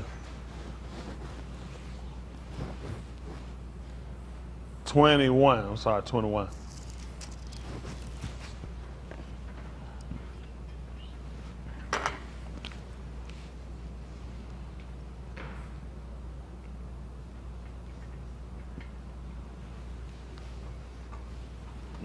What is verse 5? All right, let's see. Listen. And Abraham was 100 Shana old when his being Yasakak was born unto him. Mm-hmm. And Sarah said, Elohim hath made me to laugh, so that all that Shama will laugh with me. Y'all see that? That just makes sense. So when you celebrate, you ought to be happy. That's what his name meant, Yasakar. She made him laugh. Hello? So why when you celebrate, when you're happy? Wouldn't that make sense? Yes, sir. That's what she said. To everybody here, they were going to laugh. Simply because you look at his name. He laughed. That's what the name meant, laugh. So that's what she said. Listen. And she said, who would have said unto Abraham that Sarah should have given Banim suck, for I have borne him a being in his old age. Well, the Greek saying her old age. And the Yale grew and was weaned, and Abraham made a great muhadi, the same yom that Yasakak was weaned. See that? Celebrate it. He was celebrating it. The kid had him happy. Why wouldn't you celebrate? Same thing when you look at, which means the son pleased him. So we started looking at the same thing that came to Yahushua in the 3rd chapter book of Matthew when he was immersed. He said, this is my Kabi Ben, my beloved son, in whom I'm well pleased. So why wouldn't you celebrate him? Especially when he come from Yehuda. See, when we call ourselves, we'll tell people we Yahudim, you don't understand what your name means. You celebrate. Hello? Hello? Yes, that's what we were doing, was celebrate. Y'all got it? So it's important for us to go back, and all this happens because, like, we'll take on names. Like, people say they're Hebrew. They don't know what. Ask them, what's Hebrew? See, Hebrew, black people. I don't know what you're talking about. Everybody over there was black. So I don't know how you came up with Hebrew as black. There was no white people, okay? So they were all black. I don't know how you came up with the word Hebrew mean black, but these people create and fictionalize stuff and create something for a religion, and they don't understand who we actually were. We refer to ourselves as Abarim, which means we're on the other side. When the people, so we understood what Badal mean early, simply because we separated ourselves from them. Hello? Even the culture of the Parashim, they were separatists. They didn't do it. We looked at it was things we didn't do, but along the way we started taking on some hypocrisy. We were doing things and then we would kind of go and separate ourselves at the end. You started looking at you became hypocrites. The separatist part is fine if you understand why you're doing it. You got it? But we wind up being the same exact people on the people we were separating ourselves from, and we would do hypocrisy by trying to turn away and act as though we were innocent and we were clean. I appreciate him telling us that and showing it to us. That's why we had to go back through our history, understand our identity, understand what separates us from other people is the fact that we actually listen with the intent to do. We were taught of him. Y'all got it? When it says it's written in the Nabim, and they shall all be. That's we go back. It's always about him instructing and showing us.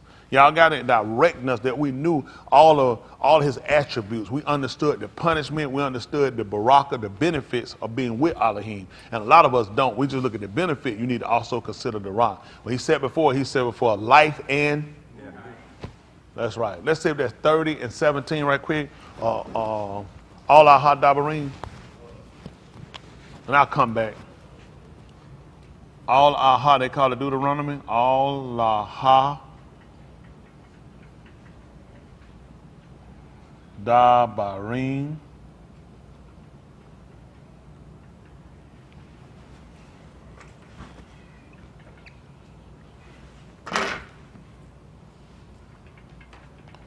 We'll read 15 and come down to 17. Let's see. That's all I want. See, I have set before thee this Yom, Kai, and Tu, and Mut, and Rosha. Listen. In that I amar thee this Yom to Ahab Yahuwah thy Elohim, to halak in his darakim, and to keep his amar and his statutes and his mashpat, that thou mayest Kai and multiply, and that and Yahuwah thy Elohim shall barak thee in the arats whither thou goest to possess it. So this was important for us. Let's slide back down again. So that's why it was important to know when we came to him, those that were going to come to him were going to have to be taught of him. So we knew the day when we came to him exactly what would it entail.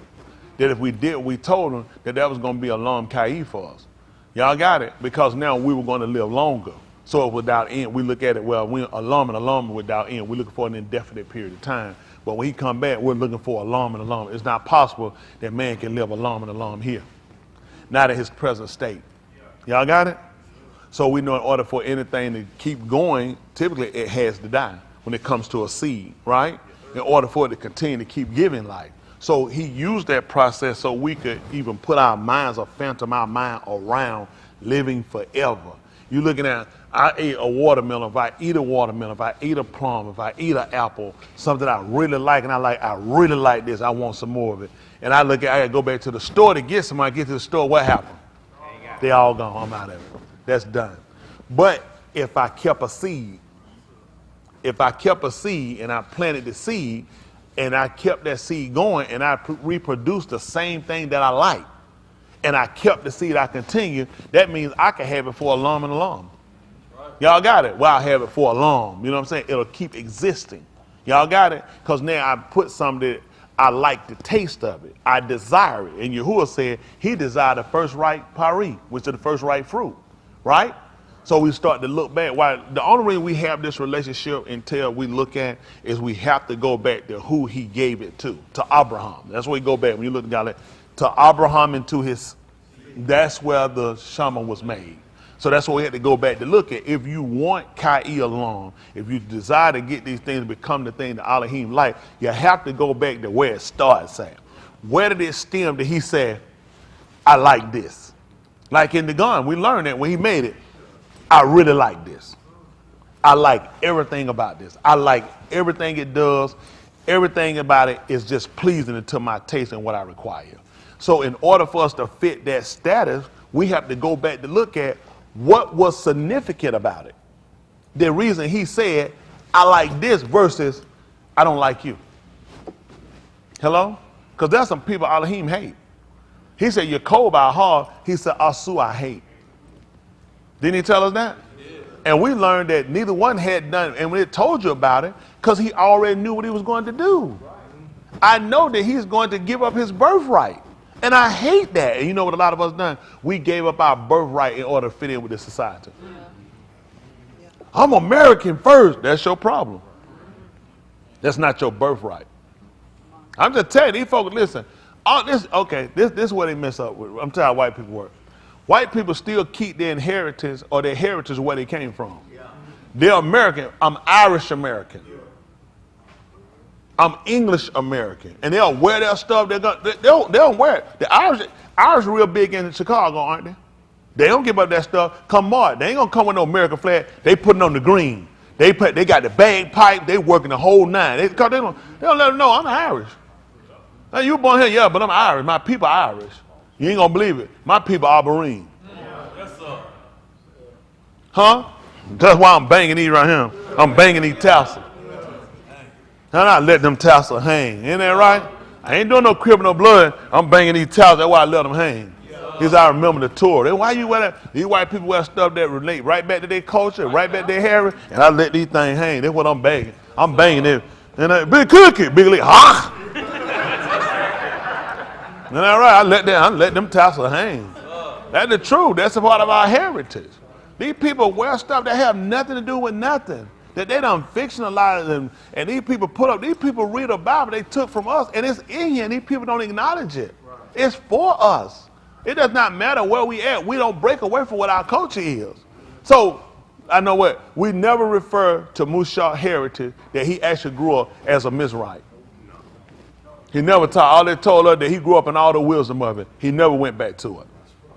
He never sat down there and said, you know what? I gotta sit out here. I gotta get that jackal head. Y'all go ahead and y'all can put the olive up here on the bakar, but I'm gonna do the jackal head. So all this stuff these people come along and give us, they just make a fool out of us. Y'all know that? There's a lot of stuff they get y'all on that we don't know, that you don't pay attention to. It's tight. You show a picture, they got a picture showing the brain. Oh, yeah. Show them the brain. Ain't it?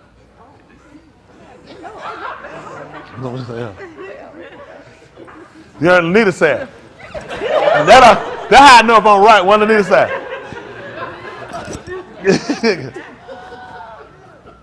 They got another picture of the brain. No, that ain't the real. They got it right here, right here. Let it up. Who's showing? Y'all know what this is? What you call it? They'll tell you the eye Cyrus. You see that? Blow it up. They what the hell y'all running from? The pineal gland here. This is what they believe that Miss Raim was actually trying to show you. That these folks came back and told you with the eye Horus. They understood the brain. They understood the source of the brain, how things work, and they got niggas running from it and tell you it's the eye Horus. That's how they get you every time. They show you stuff. Showing the eye Horus. They third eye stuff. What do they call it, teacher? Well, hold on. Stop before you go. Come back. Break it down a little bit. Come back a little bit. Stop. Just what you had. You erased it. I saw a better pen. Just when he was typing and started those images. I think this will show a better of it.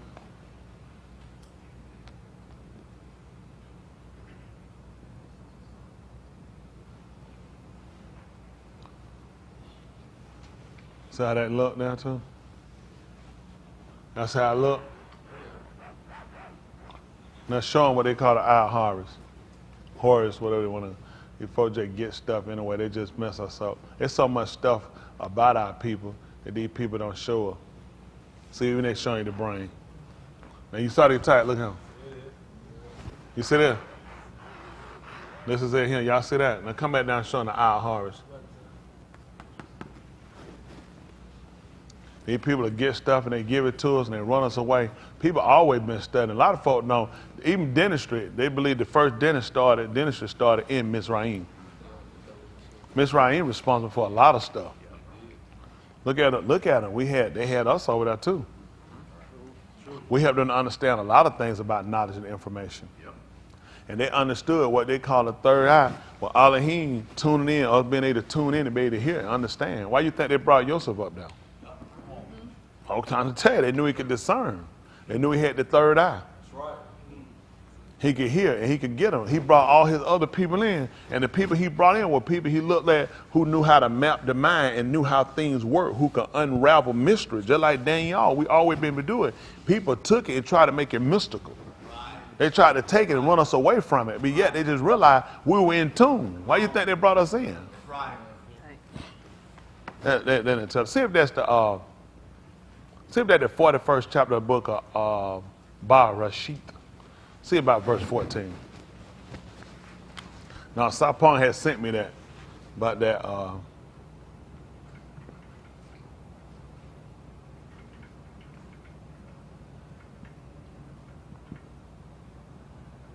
I'm not a thief.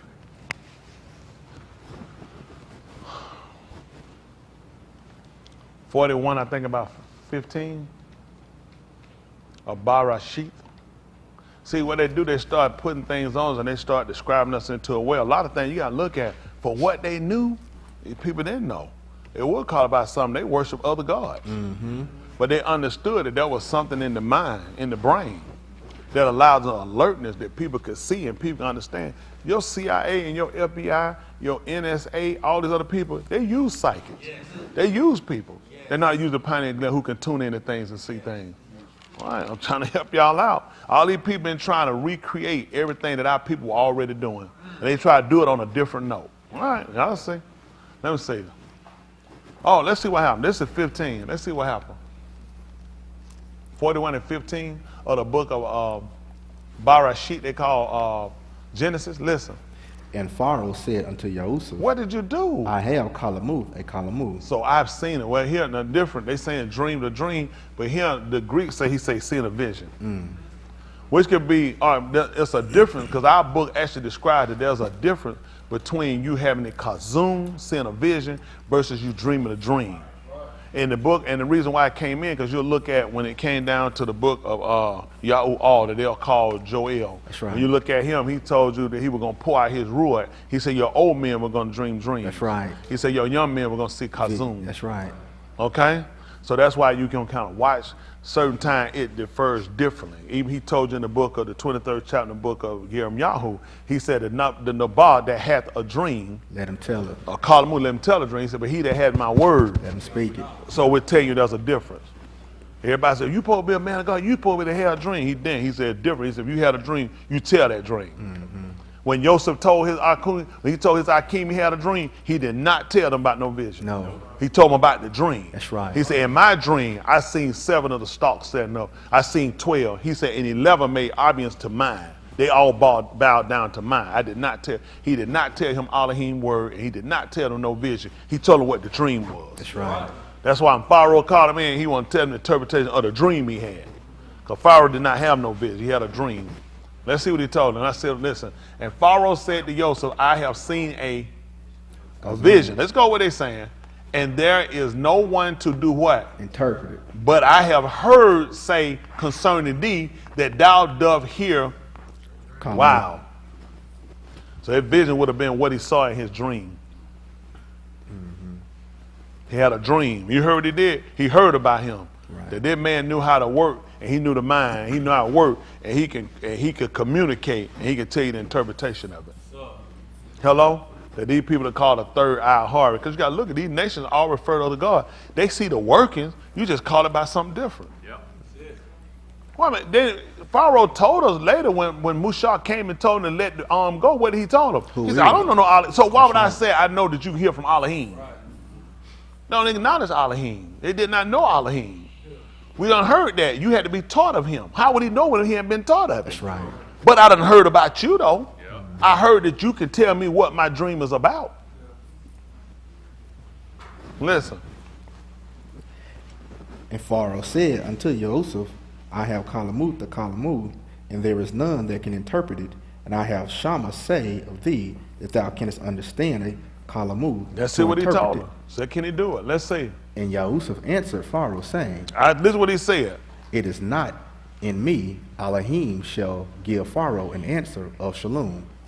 That pineal gland got to be able to tune in and be able to get it from Elohim. You see what he just told you?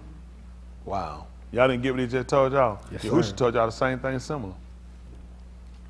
He said, I heard about you, that you can do this. I done heard that this is you. It's in your ability to be able to do it. At the 8th chapter of the book of Yuchanan, verse 28. They call it John. I appreciate Mr. Yahuwah. Through and by Yahushua HaMashiach. Let's do 27. 8 and 27.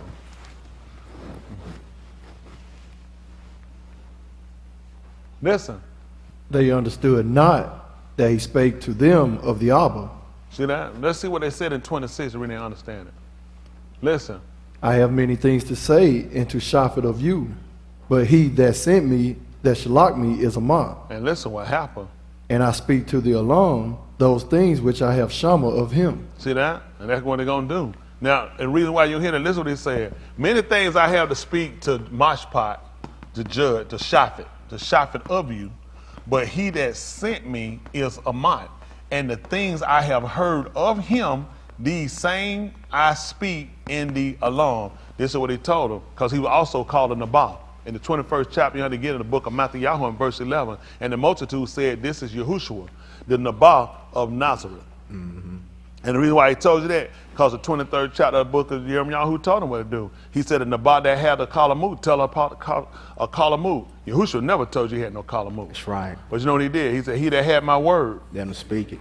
That's why they need to pay attention. He said, I have heard of him, these same I speak in the alarm. So he had to make sure he completed it. I'm a Nabal. I ain't got no business telling you about no dream, because I ain't have one. I got the word, though. I'm going to tell you the same thing. This is what happened. They understood not that he spake to them of the Abba. See that? They didn't understand. Listen. Then said Yahushua unto them, when you do what? Have lifted up the Ben of Ish. What happened? Then shall you know that I am he, And listen what else happened. and that I do nothing of myself. But what happened? But as Abi hath taught me, What you do. I speak these things. That's why no Ish can come unto him. Except the Abba which sent him draw me. And he'll comb you up in the last yum. guess when it's written in Nabain, you ain't gonna believe it. They all gotta be taught of it. Remember he talking about he gonna do to you, he gonna comb you up in the last yum. That's how they gonna know. That's what he told you. He said, I don't do nothing of myself. I had to do just like Yosef. Everybody that came him had the knowledge. I can only do it because of the Abba. The son didn't come to get Kabul for himself. He came to get it for the Abba. And the Abba gave him Kabul for that. That make it much sense that Yosef did what he did to get Kabul for himself. He never did to get Kabul for himself. He was trying to get Kabul back to Pharaoh. When it came down to Joseph's judgment, his mashpat, when it came down to how he operated, it was only because of Pharaoh. Hello? He put it here, he told him what he wanted him to do. That's why he set him up and put him over. For as much as you wise and discreet, as much as you can understand, you can hear, you tune, you home into. See, everybody been trying to figure the mind out. They don't realize why these people put you in prison, why they put you in these poverty state, so they can examine you. They kind of figure out how you put a nigga in the project, no grab, man, we'll get out here, we'll have so much fun, we'll invent game, we'll do things, we'll have part with the cheapest stuff. And them folks try to figure, how these niggas still going? These niggas in the worst living condition, and they out here rapping, playing and singing and dancing. They ain't got no grass, ain't got no car, they running, ain't got no bike, ain't got no tire, the nigga riding on the rim. We learn how to listen. Whatever you give, we'll learn how to make something out of it. Isn't that right? We'll have a grilled cheese party. Don't play with us. I'm trying to tell you. We'll in a sugar sandwich. We'll make it, man, syrup sandwich. Don't play with us. We'll make something out of something. And all they've been trying to figure out, what's your breaking point? What stops you? They gave us crack to try to keep us from listen, abortions didn't stop them. No more than stopped them in Pharaoh. Everything they gave us has not stopped. They gave us diseases, it has not stopped us. They gave us crack cocaine that take away the will of having sex. And man, we really pumped some babies out then. So they can't figure out what stopped you. So everybody had been trying to examine you even from the mind. So it gets you back to understanding how your brain works. And you know what happened? The pineal gland that you look at, they actually blocked it. That's why, listen, the chemicals from the curls, the sprays, who's invented your grease? The chemicals you put in your hair to make your hair shine. That stuff didn't come out of no Africa. Your president took and put it in, and they waxed our minds away. Man, they brought in, and the women, they wind up straightening their hair. And your coil, they show you any antenna, even now, any new car, they got a straight antenna. Pay attention. Watch what coil around that antenna. Notice, the straight antenna don't just do it. They got a little coil that runs around that antenna, just like your hair. Because you know, they don't realize, I know how you hear him. It's from your hair. Just like that carpet, you rub on, you'll get electric energy. You get it from your hair. White people can't get it from it straight. I don't know what they folks thinking. They programmed you away from your success. They gave a Michael, listen, Lou Gossett wore the bald head. Several folk wore the bald head. They never impressed people. Michael Jordan got the bald head, nigga cut their hair off. Man, that nigga act like the bald head, like Michael Jackson and Michael Jordan invented the bald head. When Mike put it out, everybody like, man, nigga, bald head. Thinking they're gonna help him shoot basketball. Now you can't hear him. I'm just telling y'all, man, they got us. They got us. We want that hair to be so straight and then get it and realize that it was the coil. Hello, because it's the magnetic energy you get. These people have been studying on your energy. That's how things move, by energy. And they've been trying to process and figure out, how are you getting your energy? So then what? We change your food. He put you in a place, listen. He look at, I brought you where I stay, where I habitate, okay? We're here together, okay? Because we cohabitate. Let me say that, the 25th verse of that same book. Let me back there and say that. No,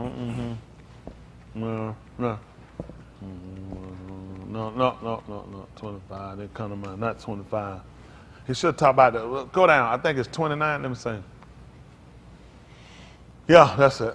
So y'all hear that? The Abba has taught who? Me. So don't they make, when he told you it's written in Nabi and it should all be taught of Elohim, wouldn't this make sense? Mm-hmm. Who was the father supposed to teach? So if the Abba teach me, what would that make me? That's right. He taught Adam, because Adam is known as the Ben of Elohim. See, all the stuff that we take, why we got to do it? All of these are the things that signify whether or not you are a Ben or not. Now he taught me, so you being taught ain't something outside of the exercise. We're trying to gain the same inheritance. Y'all got it? We're trying to cohabitate in the same place. You can't do that when you don't have the same attribute. First of all, were you taught by the Abba? Well, they got that right there. You know what I'm saying? You can't even come. He tried to tell the folk that where I'm going, he told them, you can't come. They were talking about, what are they going to do? Kill himself? No, you can't come unless he draw you. You can't come unless you've been taught of him. The first thing they thought, the man going to commit suicide. Where they want to know, where in Jerusalem can he go, we can't go? Hey, let me borrow you for a second. You just say, where you going, I can't go. Just watch one.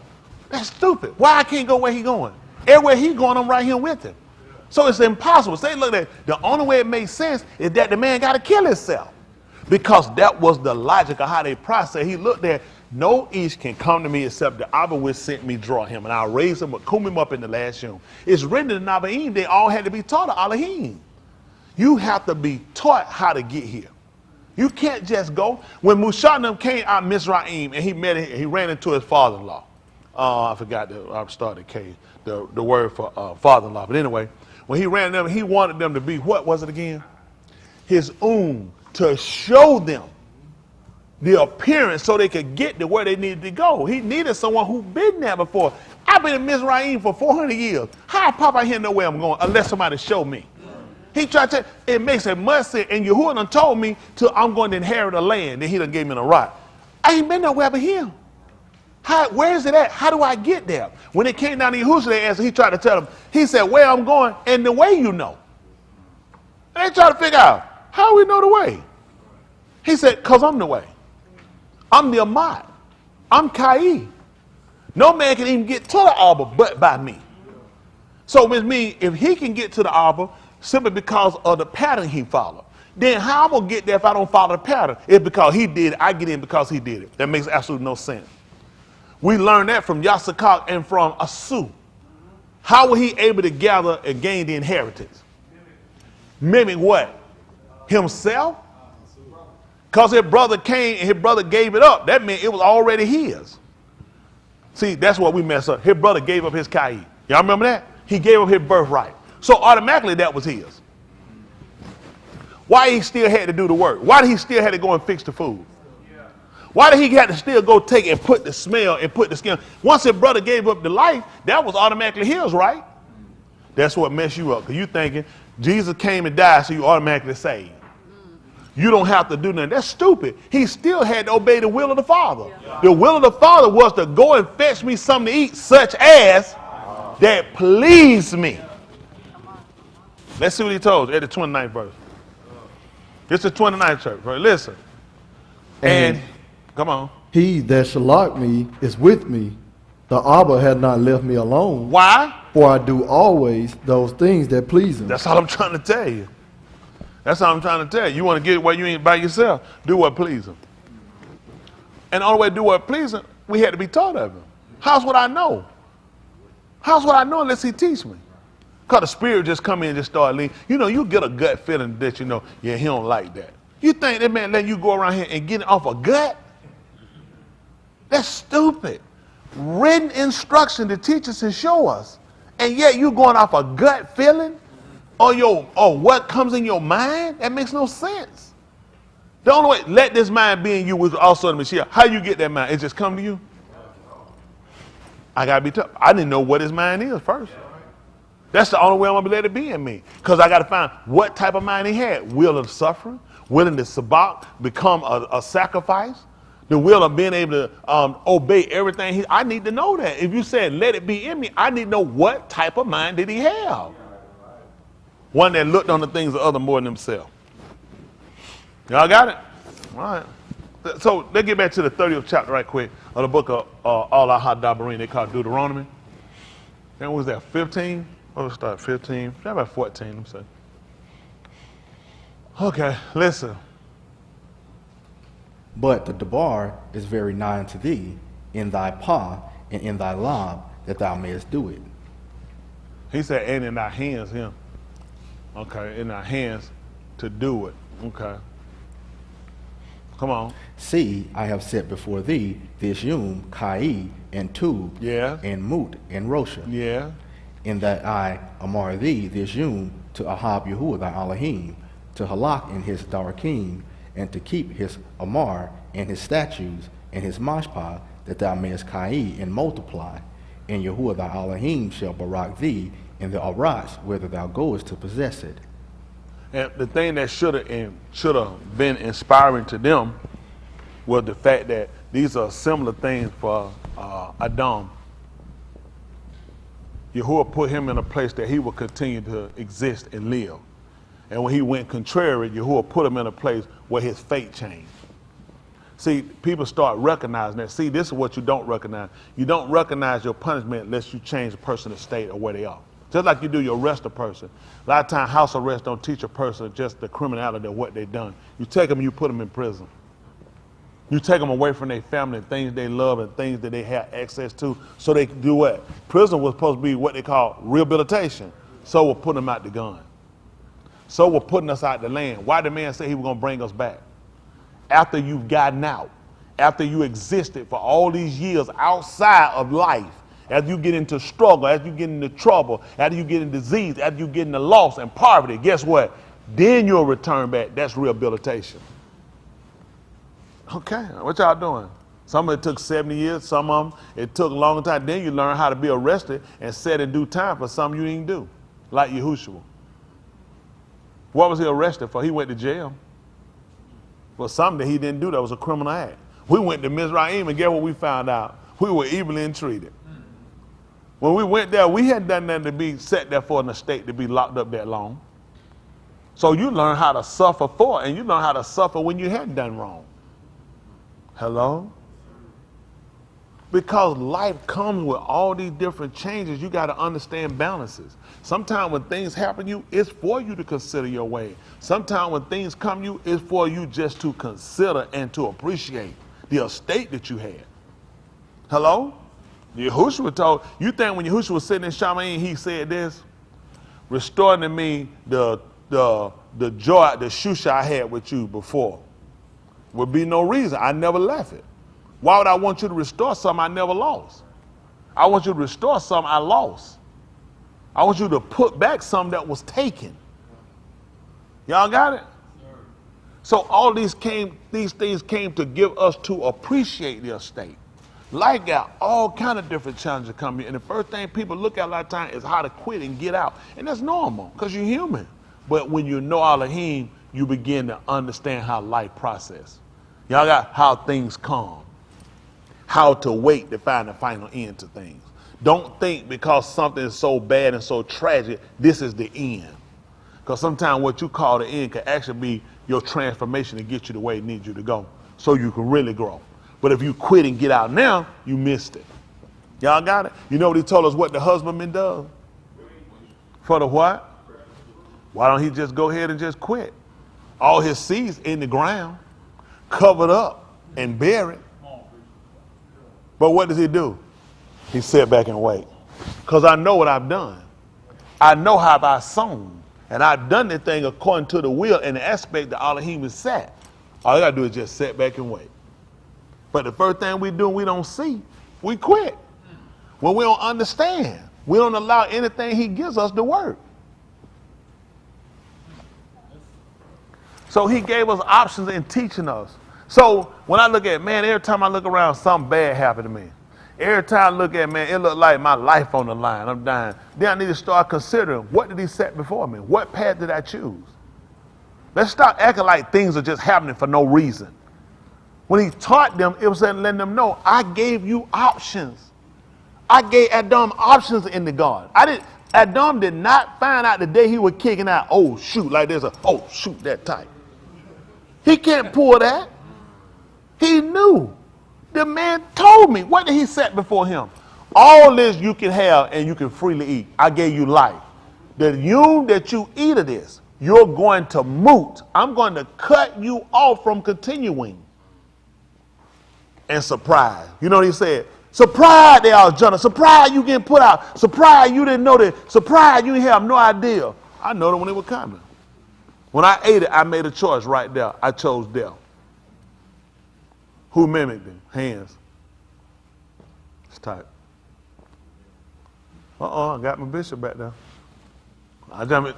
Come slick. I can see half fun. So he leaning like his hand up this way. I looked over that. That your hand in the pocket. Way to fool me, huh? I got a Kasha and I got a scratch. I'm sorry. Master Chin. Now who y'all gonna go with? We gonna go with the bishop, Master Chin, or we gonna go with the skilled scribe? The ancient wise man. Who you said, Seal? They said Master Chin outside. We going with Master Chin. Throw that bishop away. Master Chin. He said, he don't tell who. Yeah. He forgot who was there. That's right. That's right. He did the same thing. Good answer. That's right. He Yahushua mimicked what he did. And you know what he looked at? He gave up his life for his Ashah. The same, in the 5th chapter book of Ephesians, he told you about a man he have a wife. He said that man gave himself for it. Don't y'all know Yahushua, that Adam gave himself for her? He gave himself for her. That's what Yahushua did when he came here. See, he had all of these different writings to go back to look at, to consider. This is the path you take. This is your Ashah. This is the person he looked at when he told about a man with a wife. This is the person y'all inherit together. So he looked at, I'll do this for her. That's the kind of heart he had for her. He said he did the same way he did himself. He said he nourished and he cherished it. Hello? See, he took a wrong situation to get us to understand the right path. Hello? Although he did it in the way he done it, he came back to show how men should do it.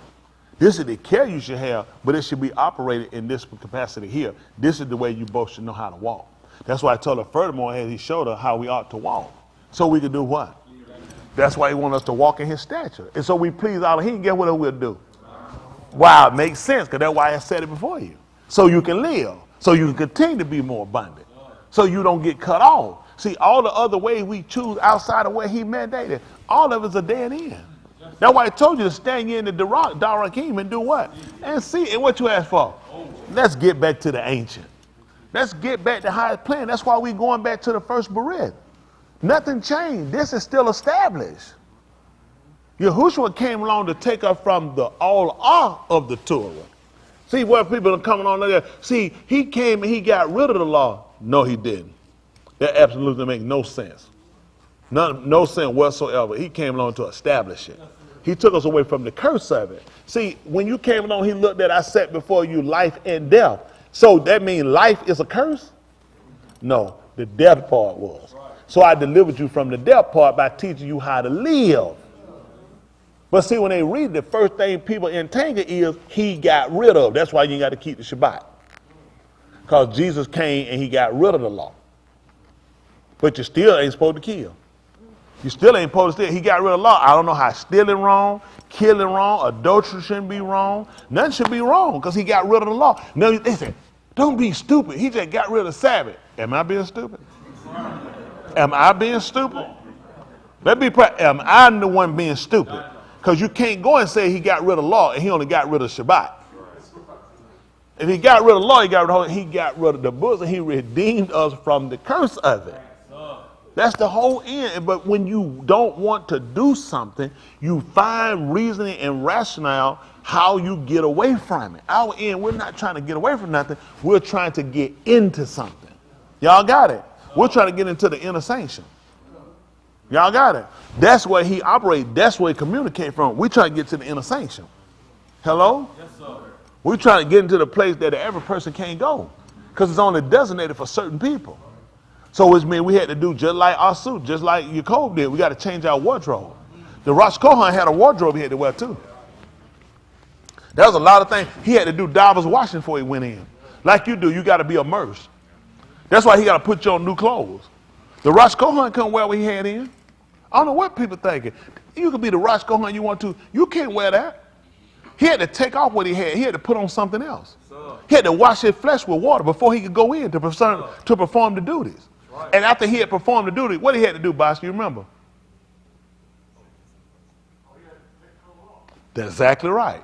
And you ain't going to believe it. When Yahushua came here, he had to take that stuff off. Why y'all think that's what he did? He had to become back flesh. That's how they come to us. So when he got ready to go in, guess what he had to do? He had to change his clothes. He couldn't go in with that. That's the same thing he told you going to do with you. He going to give you white robes. He had to change it. That's the only way you can get in the inner sanction. You can't wear that and get in. See, we understand. So now it makes sense by if our earthly tabernacle is this or rocks with what was it? What do we have? We had another building, which means that the rock, when the Rosh Kohan took his clothes off, he had something already prepared. He didn't jump up butt naked, tell me I'm sitting out here naked. No, it was already prepared. And then he put it on. That's how he got in. And you trying to understand how you're going to get in where you're going. It's already prepared. When you take out the first, that was already done. Before this even happened, Mushal had already been given and told there were people designated to make the clothes for the Rosh Kohan. Everything, it was all, so before he went in, it was already prepared. So you think the man came down here, he ain't prepared? In the 14th chapter, but you can know that why he told, I go to do what? Prepare it. For Yahushua brought us out of Mizraim. They didn't go, it was already said. That where I am. That's how they saw him. That's how they knew him. And that's how he watched on him. He brought them to where he was. There you were going to be also. See, all of this is what we're getting ready to prepare to do is a premise of what we've done on the first. We just had to be taught it. So now we're going through all of the illustration, going through, and we're putting this thing together so we know how to operate when you get there. He's not going to teach us when we get there. You got to be taught before you get there. They want to get there to what tie? I ain't never heard that before. What we got to do? Well, what, a woman can't wear that. All that he taught you before you got there. Why do you think you're being taught now? You thought he taught them, who taught them on Mount Sinai? He didn't teach them when they got no Jerusalem. They knew before they got there. I don't know why people don't process that. That's the purpose of being taught. So when you get there, guess what? You already know that certain parts will sanction out for certain reasons. Everything was already done when you get here. Things were already prepared. You just got to walk in the order of. Problem we got, when I get to heaven, then I'm gonna shout all over God heaven. And you who are listening, you say, you ain't coming here, nigga. Not all that noise. That's right. Everything's sanctioned off. It's cut off. It's certain things set and designated, and you need to know that before you get there. Things were already allotted. Everybody had their own plots, own parts. Isn't that right? Everyone, we got doors we go in. Everybody. You can't just tell me, man, when you one thought like it, I'm just gonna walk in all them gates. I know you ain't going. You ain't walking all them gates. That's the purpose. He has order. Just like the Torah, it's an order. That's what a commandment is, it's an order. It's not asked if you like it, it's an order. So you understand that everything has order. In the books, in Shaul told us in the first Corinthians 14 chapter, he said everything be done decent. Wow. And the first one speaking, and something be revealed to the second one, the first one said, don't you open your mouth no more when you hear me talking. That book, but guess what? Somebody say, man, that rule, he's got him. When both of us been taught, and I'm speaking, I'm supposed to be on the bar, and then I know he on the bar, he said something, I already know the order. When Yahoo was speaking, when Hananiah got up, that's why he slapped him in his mouth. So I hate disrespectful niggas. I don't like when a nigga lie, he open his mouth, I slap him. When Hananiah took that thing off his neck, that's why he ain't fight it, because he knew the law of the Nabim. And he said, something be revealed. He said, I hold my peace. That's why he said when he said it. He said, I say all mine to it. If all of him do it in 3-4 years, but I'm going to tell you this, everybody been before me and before you, they never did it before. And when it came, there was something too, we waited on it. That's why Dawood told you to wait and be a what? Because when there's something too coming, we always had to wait on it. You missed that, didn't you? It was something too, what you supposed to do? And not faint. That's the order. They already knew that. We supposed to wait on it. See, that's the order. See, first thing we do, something too, it's supposed to come right now. Stop your mouth. We had to wait on that man to come 42 to the dog. Everybody was waiting on him. Come on, when Simeon was in the Mashkan, they called the temple, and when his when Yahushua Marim brought him in, guess what he was doing? The book said he was waiting on the consolation of Elohim. He said, get what he said after that. He said, I can die now. That man said, I can move now. He said, I done seen Yahuwah Mashiach. But the whole time he had been waiting. Man, that kept a room for Yahushua. What, as soon as he built the house, Yahushua popped up. He just been keeping the room. Another man had a donkey. He had it tied up. He waited. Nobody never rode on it. They say something too coming. I'm waiting on it. That's why I'm here. It's something too. That's our tour. We waiting on it. No, they just ain't taught us, man. They taught us. That's why we faint too fast. Come on, preacher. And the only reason we faint, who told us? Nobody ain't taught a good thing to come to them. I'm like, who they? Wow, where that come from? Good thing come to those who wait. See that? That's the saying everybody remember. Your law already taught you that. That's right. Yes, sir. 42 Tula Dog, the man came. We knew it. That's why those people excited. And then, get what? They celebrated him. And get what? It fell on time because he was from Yehuda. Hello? We got to get this thing right. Yes, sir. We have got to get this thing right. What y'all think Maureen did about Yahushua? She laughed.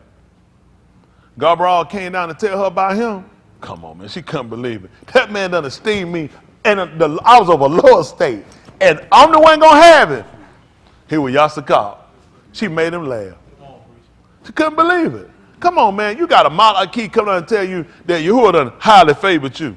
Above all Anashim, all women, Nashim. And that you finna bring in the Yasha of the whole Aram. You gotta be kidding me. Yasakal. Yep. Yasakal. Made her laugh. Hello? That when they got him, that's why they had to celebrate him. People started bringing stuff to him. Incense and fragrance. Folk was celebrating. He was from Yehuda. Yep. They were celebrating. The news went out abroad about this man. When the shepherds seen him, they came back. These folk reported the news. That man done prepared a way for, we just got to get right. We got to go back and look at where our defects at and fix it. We got to get ourselves back on program. We got our program. Y'all know that? We just got our program. We let other people lead us. We let other people make decisions for us. And we've been trying to appease everybody else, trying to fit in with everybody else. Why people don't try to fit in with us? People would if we held a standard. We had to hold a standard. It's just certain things, no, we can't do it. Got to do like Balaam told me at the first, and they give us their house full of silver and gold. I can't go beyond the Debar Elohim to do more, do less. That's just beyond, they need, listen, the world ain't got nobody with no integrity.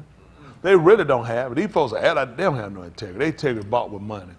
Our integrity, it don't matter what they give us. It's just they came to Daniel with the silver and gold. He said, listen, you can keep that to yourself. He said, I'll tell you what the interpretation is.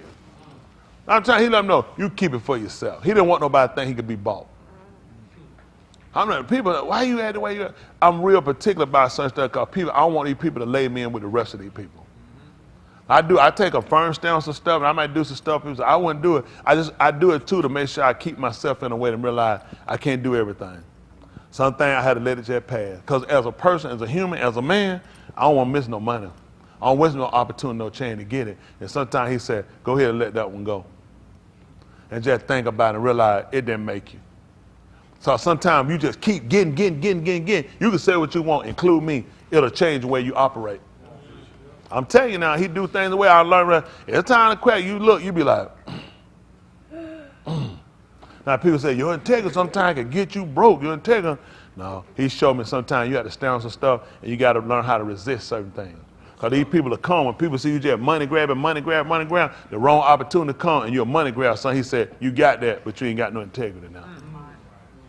I'm telling you, it's a lot, man. Like throw you so many different curves. It's a lot you got to process at a quick moment, and you have to make decisions on. Sometimes you say, if I can go back and change it, I think I would have went on ahead, and then you have to realize it happened for a reason. And realize you learn to accept it. That's being honest. Shaul say he learned how to be poor. He learned how to be exalted. He learned how to be abased. He learned how to be hungry. He learned how to be full. How you learn something one time? Sometimes it's through a process. Going through, he said, I've learned. So somebody come and said, all right, listen, if you give me everything you got and denounce Elohim, I'll give you this sandwich. Now, you ain't never been hungry before. What you think for him?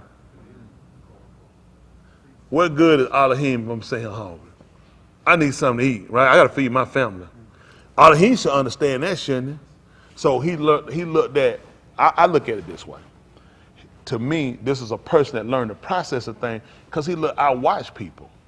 And I seen when people got exalted, and now when they being able to let down, they'll do anything to stay up him. True. Come on. Athlete, they look at you start losing your speed, got some steroid, got some HGH. Cause now I don't want to go to the bench. I don't want to be second fiddle. I don't want to be third. I don't want to be traded. So I'm gonna do whatever I gotta do to stay here. Got it? Rich people do that. I don't want to be broke, so I do anything. If it's homosexual, if it's anything to keep me up, I don't want to be broke. I don't ever want to go back that state. And then he learned, I just go ahead and take that. Let me go on down here. So I don't want somebody to come offer me something and then that be my fall. Yes, because I'm so used to being here, I can't take here. So you have to learn these different estates, like being well, being sick. So you learn the process when you sick. I ain't gonna make you well right now. Just stick with it. How long? You'll know when. So now somebody comes and say, listen, I can give you healing right now. All you gotta do is come to this say, I said, I got the keys. Yeah, I'll go ahead and I'll hold off and stay with what I got. But when you want to get healing fast, once I get myself straight and get healed up, then I'm going to turn back to Elohim. You know what I'm saying? Sometimes you got to be smart and wise and know how to use things and to get back over. Like they manipulate you, you manipulate them so you get back. See, you process stuff the wrong way. I'm just telling y'all, this is where we fought. The average our people don't have stuff with integrity. They have no integrity, they have stuff. So he tries to teach her, to show her, don't lose sight of what I got you doing, because I might flip the whole script in a minute and just say, look, everything gone.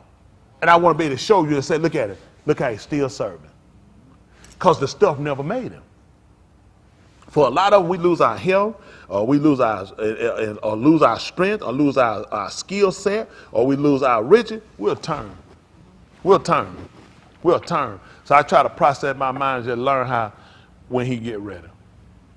I try to get my mind wrapped around when he get ready. He left a man at the pool for 38 years.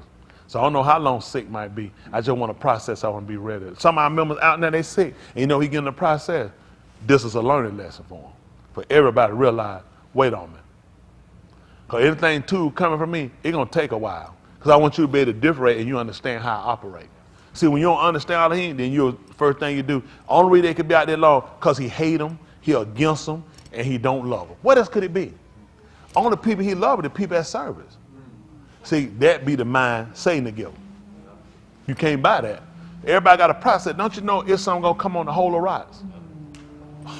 Listen, this stuff going to come on the whole of rocks. I ain't talking about just the cough or just the COVID, just this. It's some stuff going to come on the whole of rock. And if we don't know how to process this stuff, we're going to faint. The average are going to faint, and it's going to show where your heart at. Listen, right now, for a lot of our people, not just members here, our people around the globe, from the droughts or whatever going to earthquake, whatever, right now people have to embody a lot of stuff in their mind, and you got to consider, where's your relationship at? This ain't a bad thing for people. It's a chance for people to really look at, where has my goal been? What have I really been? Because sometimes you don't really realize how you've been on a rat race till you out. When you sit back for that long, you really realize, man, my life really been wrapped into a lot of stuff, and you realize you still existing. Get some folks, man, I gotta go. If I don't go, I'll be outside. We'll say that. If I don't go, and man, show you. So you been thinking it been you? Nigga, I'll let you go and you'll be outside. Cause we'll say, I say, man, I don't get up and do something. Man, I'll be outside. Man, I'll lose my house. I'll mess around. And so now I'll start to say it, try to believe it. So if I don't go, I'm gonna lose everything. The man said, I don't want your mind to think you've been doing nothing. You only been doing what I allow you to do. You've been kept because I've been keeping you. I don't care if you said, I'm just barely making it, because I'm letting you make it. It's some folk, they ain't making it with everything they got. You call it barely making it. He got some folk putting everything they got and ain't making it. And he don't ever wants to get twisted with these people. But we ain't taught them, how we gonna know that? See, all the stuff we all get challenged on, we all get challenged on something different, because everybody in a different place. Your challenge can never be my challenge. Your challenge couldn't be mine, couldn't be yours, and yours couldn't be mine, and mine couldn't be yours. Because we're all in different states. We all got different things that we look at and how we process things in a way. So we all have to be challenged in certain areas to get us to a point of realizing nothing we've been doing being us is still in the sight of anything been happening to us, it's still been con. Yep. It's still been con. And it seems like at the time, he's still been con. How Mr. Yahuwah choose, how he designate, how he operate, is beyond sometimes our comprehension, but I learned how to understand. Y'all got it. What can I do to change it? Anything he do, what can I do to reverse it? When they hired him to come and told him the all Yasharal, he looked at it, he said, from the top of the heart, he said, I sin. He said, let my last estate be as his. He told him, Yahuwah done already put these folks and made them badar, man. And he told him, and who gonna sit here and gonna curse these people? He said, I can't do that. If Yahuwah done barak them, can't nobody curse. You know, we'll think sometimes, man, you know, you'll stop my blessing. See, certain folk mess up your blessing. Folks, they taught us this foolishness. If Yahuwah done designated to a baraka, how you stop? Now, don't make nobody miss your blessing. You can't make me miss that if I'm doing what Elohim with. They gave us that old Satan worshiping stuff. Nobody can stop your baraka. That man told them folk were walking and they hire a Nabal. He said, I know whoever you all are is all are. When he saw them people, he said, Elohim done barak them. And who can reverse it? He said, man, I can't reverse that. So how many of y'all remember saying stuff that feel like folks stop your blessing? Where we got that from? Be careful, I'm telling you, some folks will stop your blessing. Only way you'll get your baraka stopped if you got outside the wheel. Nobody can't stop nothing out of here, nothing does name. And once you get that mindset, you will see how you operate is different. But when you got your mindset on people control, people decision, make a difference, any decision you make is the one he gave you. Yep. That's it. If it came down, who just said in my pot, everything worked against it. He let me know, man, listen, you couldn't have said it had to come from Shamaim. Yes, sir. Listen, everything come from headquarters. Yeah. Headquarters got all these decisions. Yes, he let it for, man, you can't do no more than what headquarters told you to do. Man, the judge ruled against me. Headquarters had to come from headquarters. Yeah. You should realize it can't just to be an example to show up. He looked at me, who's more favored than him? Who got more favor than him? Who's done more? He said, listen, ain't nobody that never came and did the work I done. And he came right there and everything, and they found him guilty.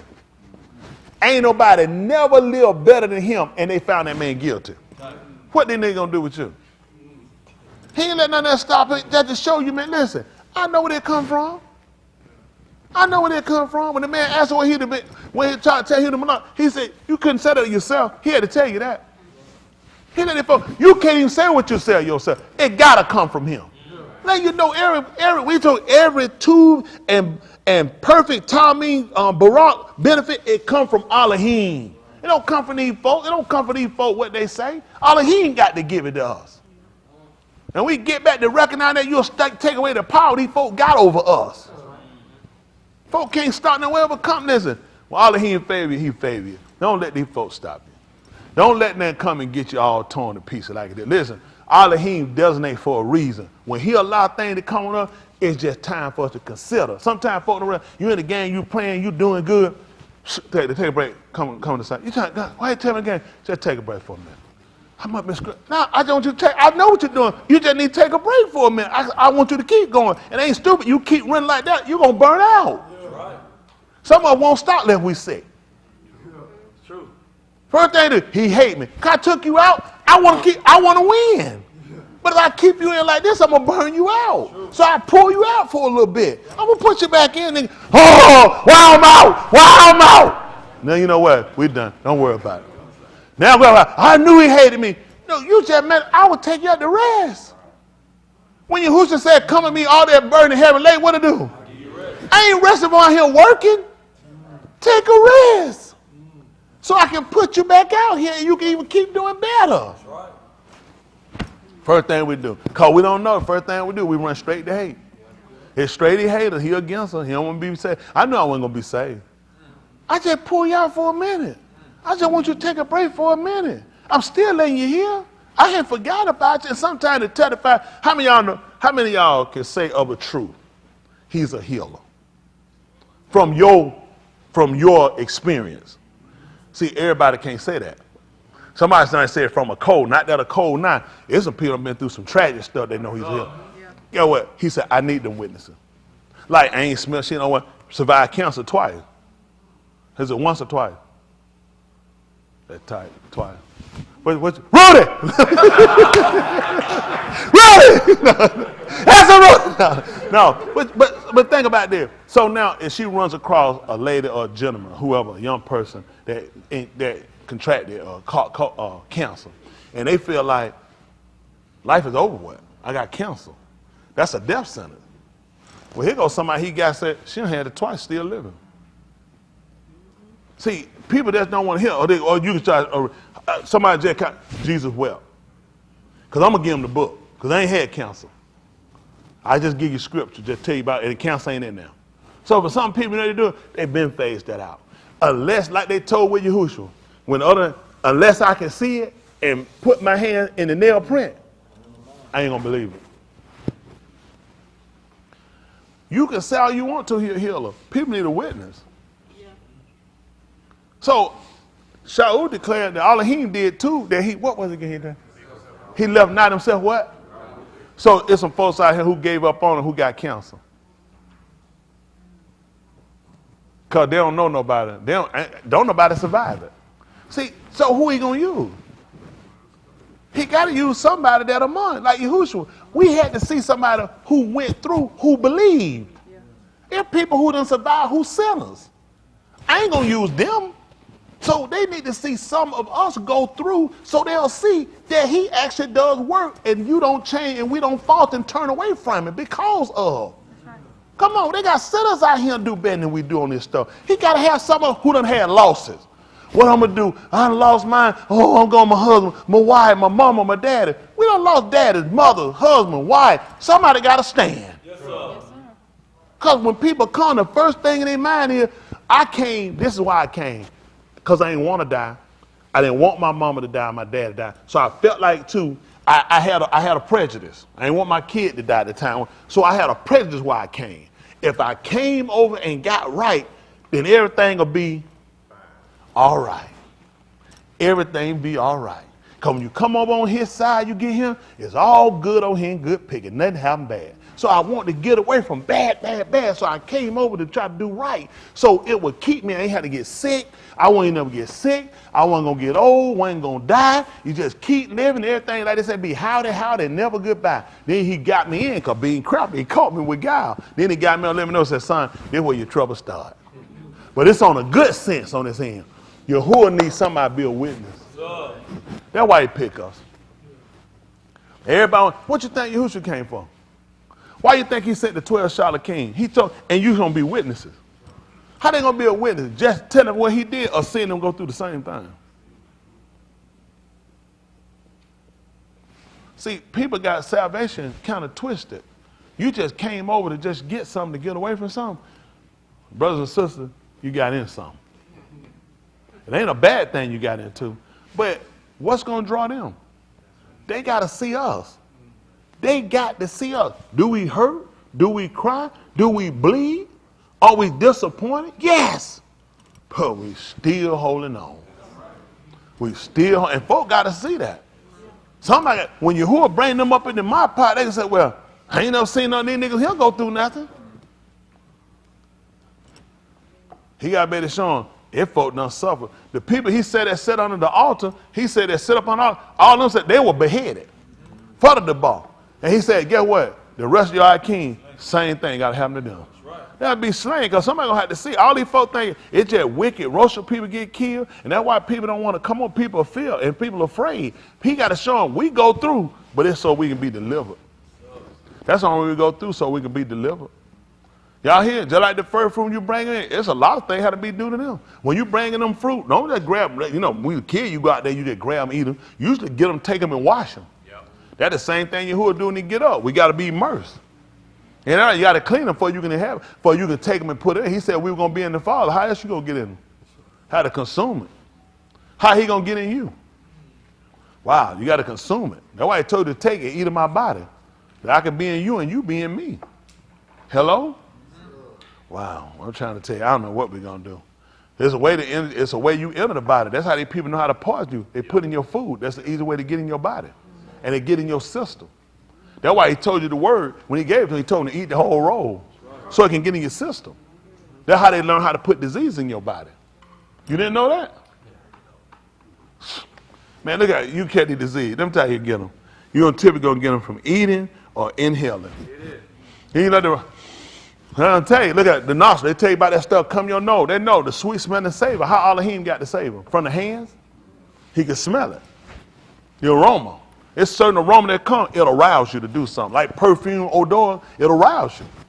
It can change your behavior. You'd be surprised. Certain odors. A stink odor, what you say? You're like, what the? Something done died? That's what he said when you commit kata. When something breathes and it pleases to him, he'll take more of it in. Same thing you do. That's a good. You wanna where that coming from? See, and it'll start to pull. See, that attracts you, and that's what he used. The life of Yahushua, it'll attract you. Want to know where that's coming from? Y'all got it? So we learned that just like cologne or a good smell of food. You said somebody cooking something good. You right over, y'all smell something. You start looking around for barbecue. I know I smell it.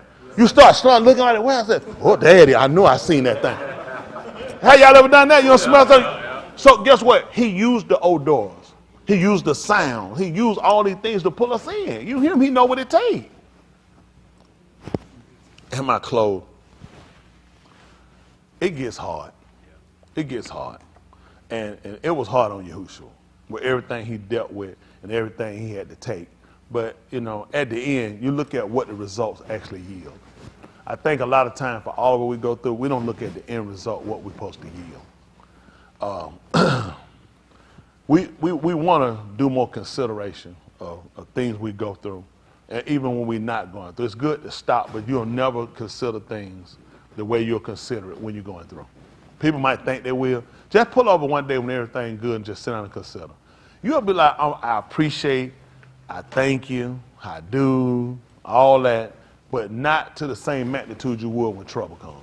Because trouble has a way of really letting you look at how really tube your life was before. Like Yahushua, the reason he wanted to go back the way it was real good. And I want that again. That's what I want. And that gives us an appreciation for what we have. Losses, they make you go back to look at your winnings. It will. Losses will do it. You lost everything you said. Goodness, I should have stopped. Man, when I had. Man, I thought, man, it's worse now. So a lot of times you don't really appreciate things for where you're at and how things are going until things come and happen. And that comes in to give us a maturing state with him. And that's what we're trying to learn, unlock the mysteries of life. I'm talking, these are things that people don't, hidden truth that people don't actually consider. Life is too. No matter how bad it is, let me tell you something. The worst thing of it is leaving and you can't be here to repair whatever you've done. Well, you here, you can repair whatever you got. You can fix it. And a lot of times we don't see it until death is right around us or almost overtake us, or you see other people and compass about with it. Then it makes you sit back to consider, above all things, I'm in a place where now I can still talk. I'm in a place of repair. And he gives it that. The only way we understand it. That's the only thing. He'll touch people right around us sometimes. Just you know, it came that close. I chose one and left one. Sometimes he'll choose a whole family. And that's just how he operates. He operates the way he do to make all of us consider, I appreciate it. I appreciate the things I'm learning. I appreciate the things I've gone through. I appreciate the things I'm going through. I'm learning the more how not to mumble and grumble about it. It can always be worse. It can always be worse. And my goal and my expectation is to make it in this man Malkut. It's a struggle. It's a fight. It's a plight. Because some are always at your mind. Some are always antagonized. Some are always coming up. You always got to deal with something. It seems like it's never enough. Something's coming. But with all that said, I ain't discouraged. I just recognize this life. It comes. People say, I just want, well, nothing just come in my mind. That's going to be tight. That's going to be tight because you got to remember what you consist of. So you got all the angles. You consist of body, soul, and spirit. Okay? The flesh, it got what it want. The ruach got things it's come for, and the flesh desiring things. I got 3 different avenues in me desiring something. So it's going to be conflict sometimes. It's going to be chaos because it's hard to get all of us in tuned. You know what I'm saying? The ruach is desiring to keep going, and the flesh desiring, and then the flesh just, I'm like, man, it is what it is. Let's live for the moment. That's the flesh. Listen, deal with it later. You know what I'm saying? At the end of the day, man, I'm tired. Nigga, tired. I know it's funny. Consider where you at. Don't tell yourself no lie. When you get so, just stop lying.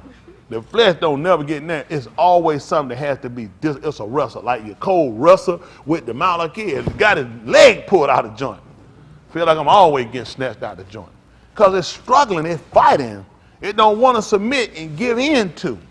But you know what? We had to constantly keep our mind radiated, stayed on, considering him and looking at the latter end, what we're waiting on. Like some people saying, wait, I'm waiting for a reason. I'm waiting with an expectation.